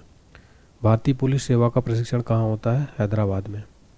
सिविल सेवाओं का भारतीयकरण किया गया लॉर्ड लिटन द्वारा। अखिल भारतीय सेवा का गठन कौन कर सकता है? संसद। भारतीय प्रशासनिक सेवा तथा भारतीय पुलिस सेवा को समाप्त करने की सिफारिश किसने की थी? राजमन्नार आयोग ने। संविधान का कौन सा अनुच्छेद संघ लोक सेवा आयोग से संबंधित है? अनुच्छेद 315। संघ लोक सेवा आयोग में अध्यक्ष के अलावा कितने सदस्य होते हैं? 9। संघ लोक सेवा आयोग के अध्यक्ष की नियुक्ति कौन करता है? राष्ट्रपति। संघ लोक सेवा आयोग के अध्यक्ष की पदावधि कितनी होती है? 6 वर्ष या 65 वर्ष की आयु, जो भी पहले। अगला प्रश्न है, संघ लोक सेवा आयोग यानी यूपीएससी के जो चेयरमैन होते हैं, कितना रुपए प्रतिमाह वेतन मिलता है? 2.5 लाख रुपए। संघ लोक सेवा आयोग के सदस्य अपना त्यागपत्र किसे सौंपते हैं? राष्ट्रपति को। अगला है निर्वाचन आयोग। तारकुंडे समिति तथा गोस्वामी समिति का संबंध किससे है? चुनाव व्यवस्था में आमूल सुधार से। भारत में निर्वाचन पद्धति किस देश की निर्वाचन पद्धति के अनुरूप है? ब्रिटेन के। भारतीय संविधान के किस अनुच्छेद में निर्वाचन आयोग का वर्णन है? अनुच्छेद 324 में। निर्वाचन आयोग, सर्वोच्च न्यायालय, संघ लोक सेवा आयोग, नियंत्रक और महालेखा परीक्षक का कार्यालय जैसी संस्थाओं में कौन सा लक्षण समान है? वह संवैधानिक संस्थाएं हैं। भारत में मुख्य निर्वाचन आयोग की नियुक्ति कौन करता है? राष्ट्रपति। निर्वाचन आयोग का प्रमुख कौन होता है? मुख्य निर्वाचन आयुक्त। परिसीमन आयोग का अध्यक्ष कौन होता है? मुख्य चुनाव आयुक्त। संविधान लागू होने के बाद राष्ट्रपति ने पहली बार कब 2 व्यक्तियों को मुख्य निर्वाचन आयुक्त की सहायता के लिए निर्वाचन आयुक्त के पद पर नियुक्त किया? 1989 में। भारत के विभिन्न राजनीतिक दलों को राष्ट्रीय या क्षेत्रीय दल का दर्जा देने का अधिकार किसको है? चुनाव आयोग को। मध्यावधि चुनाव कब कराया जाता है? समय के पूर्ण होने से पहले ही, जब लोकसभा भंग हो जाए। भारत में प्रथम आम चुनाव किस वर्ष किए गए थे? 1951-52 में। भारत में सार्वजनिक मताधिकार के आधार पर प्रथम चुनाव कब हुआ? 1952 में। भारत में पहली बार महिलाओं को मताधिकार कब प्राप्त हुआ? 1926 में। पार्लियामेंट द्वारा दिसंबर 1989 में निर्मित कानून के अनुसार एक नागरिक के वयस्क होने की कानूनी आयु कितनी है? 18 वर्ष। भारत में मतदान की आयु सीमा 21 वर्ष से घटकर 18 वर्ष कब किया गया? 1989 में। भारत में मतदान की न्यूनतम निर्धारित आयु कितनी है? 18 वर्ष। चुनाव के समय किसी चुनाव क्षेत्र में चुनाव प्रचार कब बंद करना होता है? मतदान समाप्त होने के 48 घंटे पहले। किसी निर्वाचन के दौरान किसी राजनीतिक दल के उम्मीदवार की मृत्यु हो जाने की स्थिति में कितने दिनों के अंदर दूसरा प्रत्याशी खड़ा करना पड़ता है? 7 दिनों के अंदर। अगला है, मुख्य निर्वाचन आयुक्त को प्रतिमाह कितना वेतन मिलता है? 2.5 लाख। दिनेश गोस्वामी समिति का संबंध किससे था? निर्वाचन सुधारों से। कौन सा आयोग भारत के संविधान के एक अनुच्छेद के अंतर्गत उपलब्ध के पालन में गठित हुआ? निर्वाचन आयोग। निर्वाचन आयोग का कार्य नहीं है उम्मीदवारों का चयन करना। मुख्य निर्वाचन आयुक्त की नियुक्ति तथा उसको पदच्युत करने का अधिकार किसको है? राष्ट्रपति को। निर्वाचन आयुक्त की सेवा शर्त तथा कार्यकाल निश्चित करता है संविधान। लोकसभा अथवा विधानसभा किसी चुनाव प्रत्याशी की जमानत राशि कब जब्त की जाती है? जब वह कुल मतदान के 1/6 मत भी प्राप्त नहीं कर पाता। ईवीएम का प्रयोग भारतीय चुनाव में कब से प्रारंभ हुआ था? 1997 से। अगला टॉपिक है केंद्र राज्य संबंध। चलिए देखते हैं हमारा अगला टॉपिक। संघ सूची, राज्य सूची तथा समवर्ती सूची का विस्तृत उल्लेख संविधान की किस अनुसूची में है? 7वीं में। सरकरिया आयोग की सिफारिशों का संबंध है केंद्र और राज्यों के बीच संबंधों से। केंद्र राज्य संबंध पर 1971 में राजमन्नार समिति किस राज्य के द्वारा गठित की गई थी? तमिलनाडु के द्वारा। भारतीय संविधान में राज्य की शक्तियाँ एवं कार्य किस प्रकार से विभाजित किए गए हैं? 3 सूचियों में। केंद्र तथा राज्य के मध्य शक्तियों के वितरण के लिए भारत का संविधान 3 सूचियों को प्रस्तुत करता है। कौन से 2 अनुच्छेद शक्तियों के वितरण को विनियमित करते हैं? अनुच्छेद 245 तथा 46। भारतीय संविधान में अवशिष्ट अधिकार है केंद्र के पास। अवशिष्ट विषयों पर विधि निर्माण का अधिकार किसे प्राप्त है? संघ को। किन स्थितियों में संसद राज्य सूची के विषयों पर विधि निर्माण कर सकती है? अंतर्राष्ट्रीय संधि व समझौते को लागू करने होती है।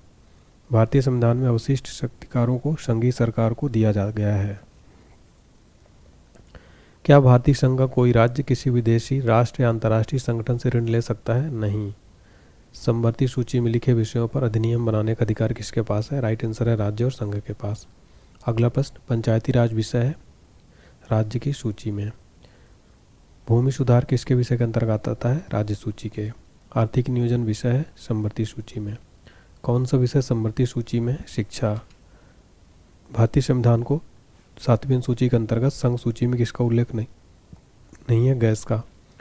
भारतीय संविधान की 7वीं सूची के अंतर्गत राज्य सूची में किसका उल्लेख है? वन का। कौन सा विषय संघ सूची के अंतर्गत समाविष्ट है? जनगणना। शिक्षा किस सूत्रों के अंतर्गत आती है? समवर्ती सूची। कौन राज्य सूची में नहीं है? सुरक्षा। सामाजिक सुरक्षा एवं सामाजिक बीमा विषय है समवर्ती सूची में। शिक्षा को किस संविधान संशोधन द्वारा राज्य सूची से हटाकर समवर्ती सूची में शामिल किया गया? 42वें संविधान संशोधन द्वारा। समवर्ती सूची के विषय नहीं है समाचार पत्र। रेलवे पुलिस किस सूची में आते हैं? राज्य सूची में। विवाह, संविदा, श्रम कल्याण, बीमा, आर्थिक व सामाजिक योजना जैसे विषय किस सूची के अंतर्गत आते हैं? समवर्ती सूची। मुद्रा, प्रतिरक्षा, बैंक, प्रादेशिक मामले, डाक तार, नागरिकता आदि विषय किस सूची में रखे जाते हैं? संघ सूची में। पुलिस, न्याय, स्थानीय सुशासन, स्वास्थ्य, कृषि, सिंचाई आदि विषयों की सूची में शामिल किया गया है राज्य सूची में। विधायी शक्तियों की संघीय सूची में समाविष्ट किसी विषय के संबंध में भारत के उच्चतम न्यायालय का अधिकार क्षेत्र बढ़ने का अधिकार किसे दिया गया है? संसद को। अंतर्राष्ट्रीय संधियों के भारत के किसी भाग अथवा संपूर्ण भारत में लागू करने के लिए संसद कोई भी कानून बना सकती है? आंसर है बिना किसी राज्य की सहमति से। समवर्ती सूची में कौन सा विषय है? श्रम कल्याण। संविधान को राज्य सूची में कौन सा विषय नहीं है? बीमा। अगला टॉपिक है राजभाषा। संविधान की कौन सी अनुसूची में क्षेत्रीय भाषाओं का उल्लेख है? 8वीं अनुसूची में। संविधान की 8वीं अनुसूची में सम्मिलित भाषाओं की संख्या कितनी है? 22। भारतीय संविधान में किन अनुच्छेदों में राजभाषा संबंधी प्रावधानों का उल्लेख है? 343 से 351 तक। भारत की राजभाषा कौन सी है? हिंदी। भारतीय संघ की आधिकारिक भाषा के रूप में संविधान द्वारा किसे मान्यता प्राप्त है? हिंदी को। संविधान के किस अनुच्छेद के अंतर्गत हिंदी की राजभाषा के रूप में दर्जा प्रदान किया गया है? अनुच्छेद 343(1) के तहत। हिंदी देश की राजभाषा है, लेकिन शासकीय प्रयोजनों के लिए अंग्रेजी भाषा के प्रयोग को कब तक करने की अनुमति प्रदान की गई है? निश्चित काल के लिए। किसी भाषा को किसी राज्य की राजभाषा के रूप में अंगीकार करने का अधिकार किसे है? राज्य विधानमंडल। किस राज्य ने उर्दू को राजकाज की भाषा के रूप में अंगीकार किया है? तो जम्मू कश्मीर राज्य ने। डोगरी भाषा किस राज्य में बोली जाती है? जम्मू कश्मीर। सिंधी को किस संवैधानिक संशोधन द्वारा संविधान की 8वीं अनुसूची में शामिल किया गया है? 21वां संविधान संशोधन द्वारा। भारतीय संविधान के अनुच्छेद 340 के तहत प्रथम राजकीय भाषा आयोग का गठन हुआ था 1955 में बीजी खेर की अध्यक्षता में। संविधान के किस अनुच्छेद में व्यवस्था की गई है कि प्रत्येक राज्य शिक्षा के प्राथमिक स्तर पर मातृभाषा में शिक्षा की पर्याप्त सुविधाओं को उपलब्ध कराने का प्रयास करेगा? अनुच्छेद 350 से। किस संवैधानिक संशोधन के द्वारा भारतीय संविधान को 8वीं सूची में बोडो, डोगरी, संथाली और मैथिली भाषाओं का समावेश किया गया? 92वें संवैधानिक संशोधन द्वारा बोडो, डोगरी, सैथली और मैथिली भाषाओं को सम्मिलित किया गया। इसको आप BDMS ऐसे याद रख सकते हैं, बोडो, डोगरी, मैथिली और संथाली। किस भाषा को संविधान की 8वीं अनुसूची में शामिल नहीं किया गया है? मिजो को। भारत के किस राज्य में उर्दू को प्रथम राजभाषा का दर्जा प्रदान किया गया है? जम्मू कश्मीर। अगला है आपात उपबंध। भारत के संविधान के अंतर्गत कितने प्रकार की आपातकालीन व्यवस्थाओं पर विचार किया गया है? 3 प्रकार। संविधान के किस अनुच्छेद के तहत राष्ट्रीय आपातकाल की उद्घोषणा राष्ट्रपति करता है? अनुच्छेद 352 के तहत। देश में पहली बार राष्ट्रीय आपातकाल की उद्घोषणा कब की गई? 26 अक्टूबर 1962 को। देश में दूसरी बार राष्ट्रीय आपातकाल की उद्घोषणा कब की गई? 3 दिसंबर 1971 को। राष्ट्रपति ने तीसरी बार राष्ट्रीय आपातकाल की उद्घोषणा कब की थी? 25 जून 1975 को। तीसरी बार राष्ट्रीय आपातकाल की उद्घोषणा राष्ट्रपति ने किस आधार पर की? आंतरिक अशांति के आधार पर। प्रथम राष्ट्रीय आपातकाल की उद्घोषणा के समय देश के राष्ट्रपति कौन थे? Doctor S Radhakrishnan. राष्ट्रीय आपातकाल की उद्घोषणा को संसद के समक्ष उसकी स्वीकृति हेतु रखा जाना आवश्यक है 1 माह के अंदर। राष्ट्रीय आपातकाल की अधिकतम सीमा अवधि कितनी है? कोई समय सीमा नहीं है। राष्ट्रीय आपातकाल में संविधान की संघीय प्रकृति का क्या होता है? वैसे ही बनी रहती है। राष्ट्रपति राष्ट्रीय आपातकाल की घोषणा कर सकते हैं जब उन्हें ऐसा करने के लिए केंद्रीय कैबिनेट का लिखित निर्णय प्राप्त हो। संविधान के किस अनुच्छेद के तहत राज्यों में संवैधानिक तंत्र के विफल होने पर राष्ट्रपति शासन लागू किया जाता है? अनुच्छेद 356 के तहत। अनुच्छेद 356 के तहत राज्यों में संवैधानिक तंत्र विफल होने पर राष्ट्रपति शासन लागू किया जाता है। किसी राज्य में राष्ट्रपति शासन की उद्घोषणा किस व्यक्ति के प्रतिवेदन मिलने पर राष्ट्रपति करता है? राज्य के राज्यपाल। राज्य में राष्ट्रपति शासन से तात्पर्य राज्य में किसके शासन से है? राज्य के राज्यपाल के। प्रथम बार राष्ट्रपति शासन कब लागू किया गया? 20 जून 1951 को। किसी राज्य में राष्ट्रपति शासन के लागू हो जाने किन कृत्यों के अलावा राज्य प्रशासन के सभी कृत्य संघीय नियंत्रण में आ जाते हैं? न्यायिक। प्रथम बार राष्ट्रपति शासन किस राज्य में लागू किया गया? पंजाब में।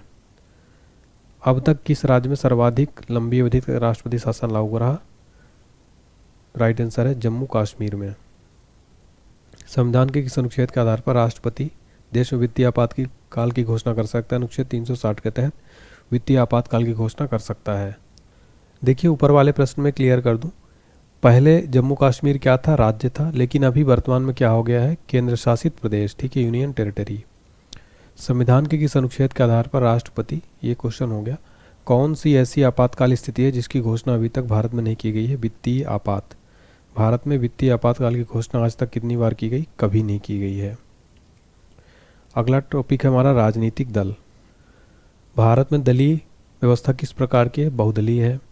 लोकतंत्र का कार्य संचालन किसके अभाव में संभव है? राजनीतिक दल के। किसी राजनीतिक दल को राष्ट्रीय दल अथवा प्रादेशिक दल के रूप में मान्यता कौन देता है? निर्वाचन आयोग। किसी राजनीतिक दल को राष्ट्रीय दल के रूप में मान्यता दी जाती है जब उसे 4 या अधिक राज्यों में राज्य स्तरीय राजनीतिक दल के रूप में मान्यता दी गई हो। भारत में कोई भी राजनीतिक दल राष्ट्रीय दल के रूप में मान्यता प्राप्त कर सकता है यदि वह राज्य स्तर का दल है कम से कम 4 राज्यों में। किसी भी राजनीतिक दल को राष्ट्रीय दल के रूप में तभी मान्यता प्राप्त हो सकती है जबकि आम चुनाव में उसे कम से कम 4 राज्यों में कुल कितना प्रतिशत प्राप्त हो? 4%।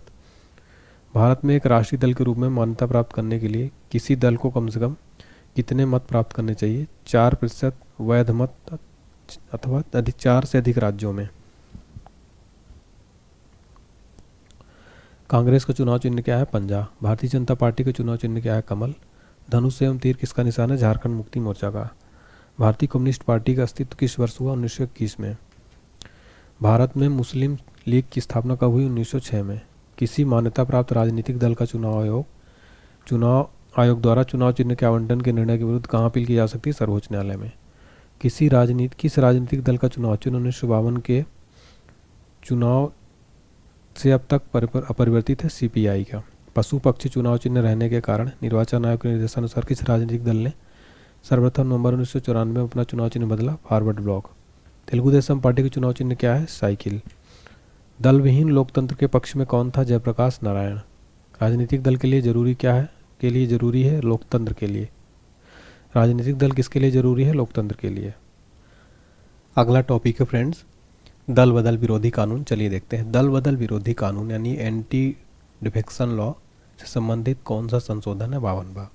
विधानसभा में किसी दल के निर्वाचित सदस्यों के दल बदल पर किसने प्रतिबंध लगाया? संविधान का 52वां संविधान संशोधन कानून। किस अधिनियम द्वारा किसी पार्टी के टिकट पर निर्वाचित सदस्य को दल बदल करने से रोका गया है? 52वां संविधान संशोधन अधिनियम। दल बदल निरोधक अधिनियम जिस तिथि को पारित हुआ कौन सी तिथि थी? 15 फरवरी 1985। अगला है पिछड़ा वर्ग विशेष प्रावधान। वर्तमान समय में लोकसभा की 543 सीटों में कितनी सीटें अनुसूचित जाति के लिए आरक्षित है? 84। लोकसभा में सुरक्षित निर्वाचन क्षेत्र किससे संबंधित नहीं है? पिछड़े वर्ग से। संविधान के किस संशोधन द्वारा अनुसूचित जनजातियों के लिए एक पृथक राष्ट्रीय आयोग के गठन का प्रावधान किया गया है? 89। राष्ट्रपति लोकसभा में आंग्ल भारतीय समुदाय के कितने व्यक्तियों को प्रतिनिधित्व न होने पर की स्थिति मनोनीत कर सकता है? 2, लेकिन अभी यह समाप्त कर दिया गया। राज्यपाल विधानसभा में आंग्ल भारतीय समुदाय के कितने व्यक्तियों को प्रतिनिधित्व न होने पर मनोनीत कर सकता है? 1। भारतीय संविधान में अल्पसंख्यकों को मान्यता किस आधार पर दी गई है? कुल जनसंख्या के साथ उस वर्ग की जनसंख्या का अनुपात। अगला प्रश्न पिछड़ा वर्ग आयोग का गठन कौन करता है? राष्ट्रपति। प्रथम पिछड़ा वर्ग आयोग का गठन कब किया गया था? 1953 में। प्रथम पिछड़ा वर्ग आयोग के अध्यक्ष कौन थे? काका कालेलकर। मंडल आयोग का संबंध था पिछड़ी जातियों से। मंडल कमीशन ने पिछड़े वर्ग के लिए कितना प्रतिशत आरक्षण दिया? 27%। राष्ट्रीय पिछड़ा वर्ग की आयोग की स्थापना कब हुई थी? 1993 में। क्रीमी लेयर संकल्पना से तात्पर्य है आर्थिक स्तर के आधार पर वर्गीकरण।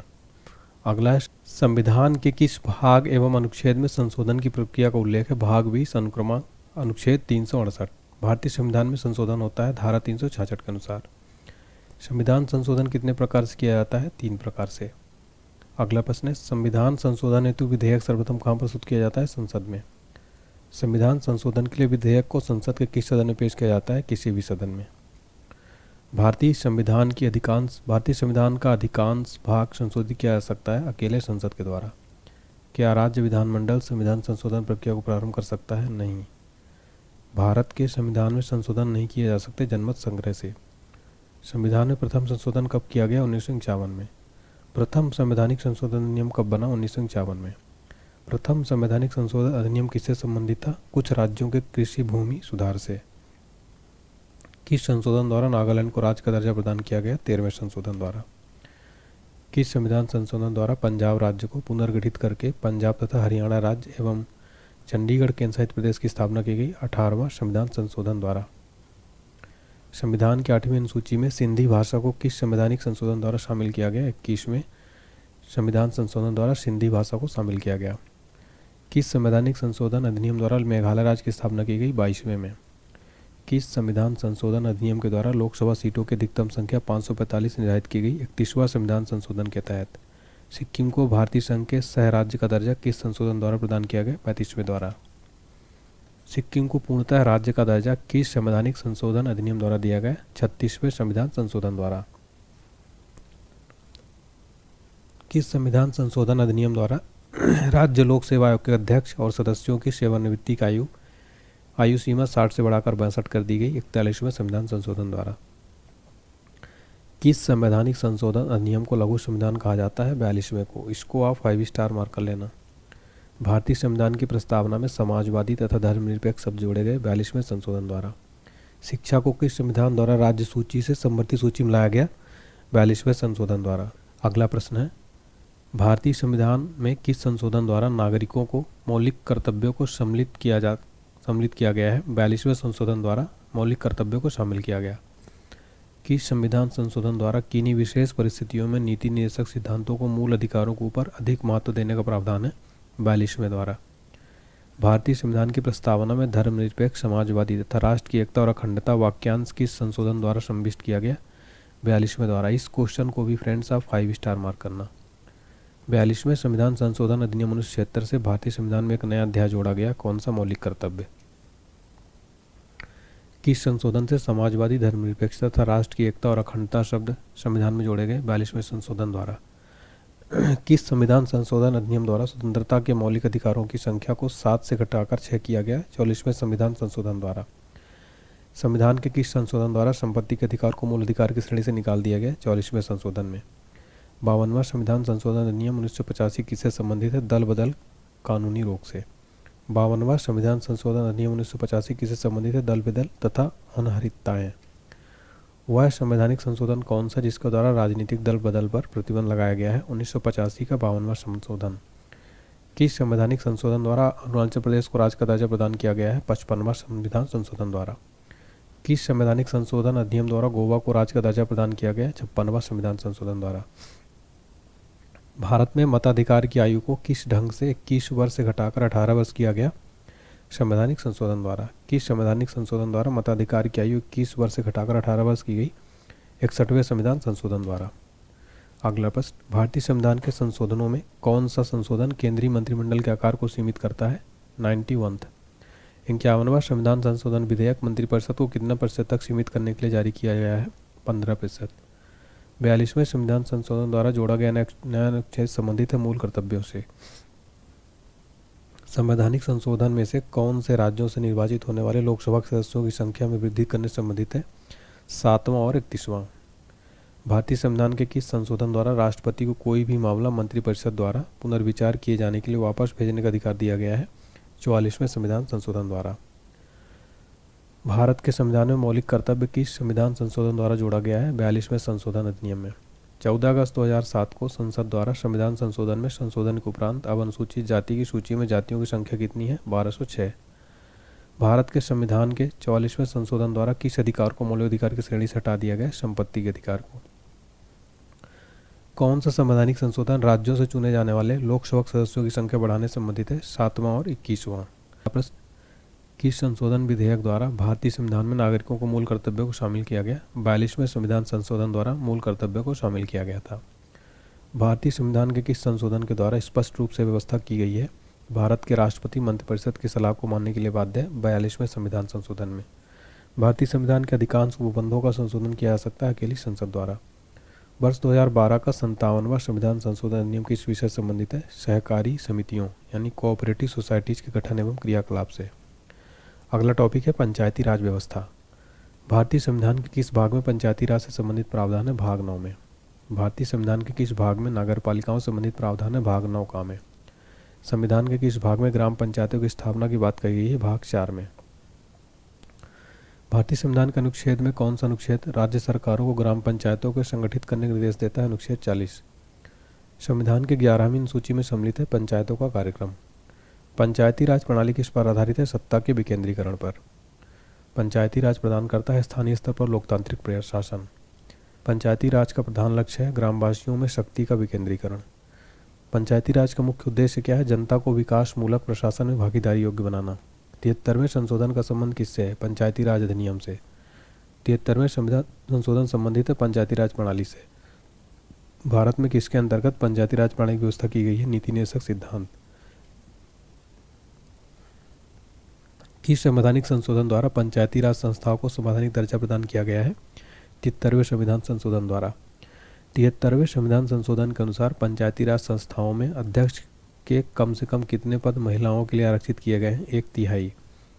73वें संविधान संशोधन के प्रावधानों को समाज के किस वर्ग को सत्ता हस्तांतरण की दृष्टि से ऐतिहासिक कदम माना जाता है? महिला वर्ग।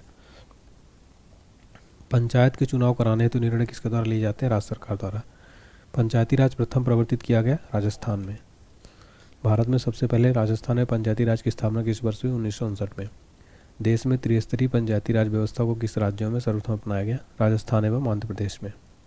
भारत में पंचायती राज व्यवस्था सर्वप्रथम राजस्थान और आंध्र प्रदेश में आरंभ की गई। पंचायती राज व्यवस्था का उद्घाटन पंडित जवाहरलाल नेहरू द्वारा 2 अक्टूबर 1959 को कहाँ किया गया था? नागौर में। देश के ग्रामीण क्षेत्र के सामाजिक एवं सांस्कृतिक उत्थान के लिए सामुदायिक विकास कार्यक्रम का प्रारंभ किया गया 2 अक्टूबर 1952 को। सामुदायिक विकास कार्यक्रम का मुख्य उद्देश्य क्या था? विकास में जनता का सहयोग सुनिश्चित करना।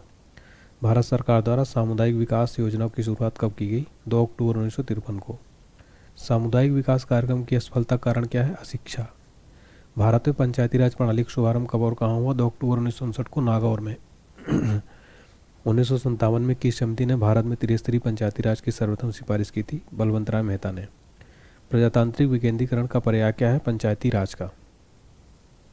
पंचायती राज प्रणाली कहाँ नहीं है? अरुणाचल प्रदेश में। पंचायती राज प्रणाली में ग्राम पंचायत का गठन होता है ग्राम स्तर पर। भारत में सही मायने में स्वशासन का जनक किसे कहा जाता है? लॉर्ड रिपन को। पंचायती राज संस्थाओं के उच्चतम स्तर पर कौन है? जिला परिषद। हमारा लास्ट टॉपिक है नई संसद भवन। नई संसद भवन की आधारशिला कब रखी गई? 10 दिसंबर 2020 को। नए संसद भवन की आधारशिला कहाँ रखी गई? दिल्ली में। भारत की नई संसद भवन के लिए आधारशिला किसने रखी थी? मोदी जी ने। नया संसद भवन कितने क्षेत्र में फैला हुआ है? 64,500 वर्ग किलोमीटर। भारत की नई संसद भवन का आकार कैसा है? त्रिभुजाकार। भारत के नए संसद भवन के लोकसभा सदन में कुल कितने सदस्य के बैठने की व्यवस्था है? 888 सदस्य। नए संसद भवन का उद्घाटन कब किया गया? 28 मई 2023। नया संसद भवन कितनी मंजिल का है? 4 मंजिल का। भारत के पुरानी संसद भवन का उद्घाटन किसके द्वारा किया गया था? लॉर्ड इरविन द्वारा। भारत के नए संसद भवन का निर्माण किस प्रोजेक्ट के तहत किया गया? Central Vista. भारत के नए संसद भवन की निर्माता कंपनी कौन है? Tata project limited. भारत की नई संसद भवन का डिजाइन किसने तैयार किया? बिमल पटेल ने। भारत के नए संसद भवन की राज्यसभा सदन में कुल कितने सदस्य बैठने की व्यवस्था है? 384। भारत के नई संसद भवन के संयुक्त सत्र में कुल कितने सदस्य बैठ सकते हैं? टोटल 1272। नई संसद भवन का उद्घाटन भारत की आज़ादी के कितने वर्षों बाद किया गया? 75 वर्ष। भारत के पुराने संसद भवन का डिजाइन किसने तैयार किया था? एडविन लुटियंस ने।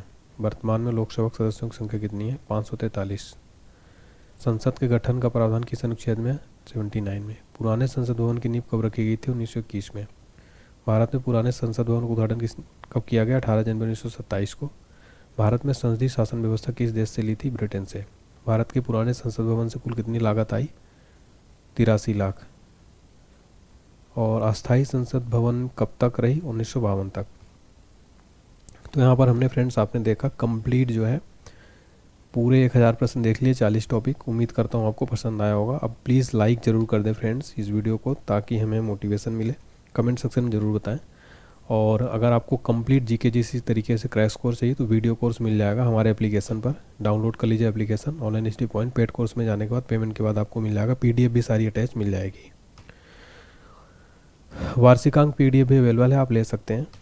और महापैक ऑफर ऑल सब्जेक्ट का आपको मिल जाएगा 199 रुपये में, ये भी एप्लीकेशन पर अवेलेबल है। हमारे पास GK GS general science Lucent G K static जी के सभी नोट्स अवेलेबल है डिस्क्रिप्शन में। कोई भी दिक्कत आए किसी से रिलेटेड इंक्वायरी व्हाट्सएप पर मैसेज करिए 7067567024 पर। और अगर आपको टेलीग्राम व्हाट्सएप चैनल ज्वाइन करना है, इंस्टाग्राम, तो डिस्क्रिप्शन बॉक्स में लिंक है, ज्वाइन करिए। और अगर आपको लगता है कि इस वीडियो में मैंने मेहनत की है तो लाइक करें, शेयर करें, चैनल को सब्सक्राइब करके बेल आइकन जरूर प्रेस करें और कमेंट सेक्शन में जरूर बताएं कि आपको ये पूरी क्लास कैसी लगी, मेरी मेहनत कैसी लगी। बहुत बहुत धन्यवाद। एग्जाम के लिए शुभकामनाएं।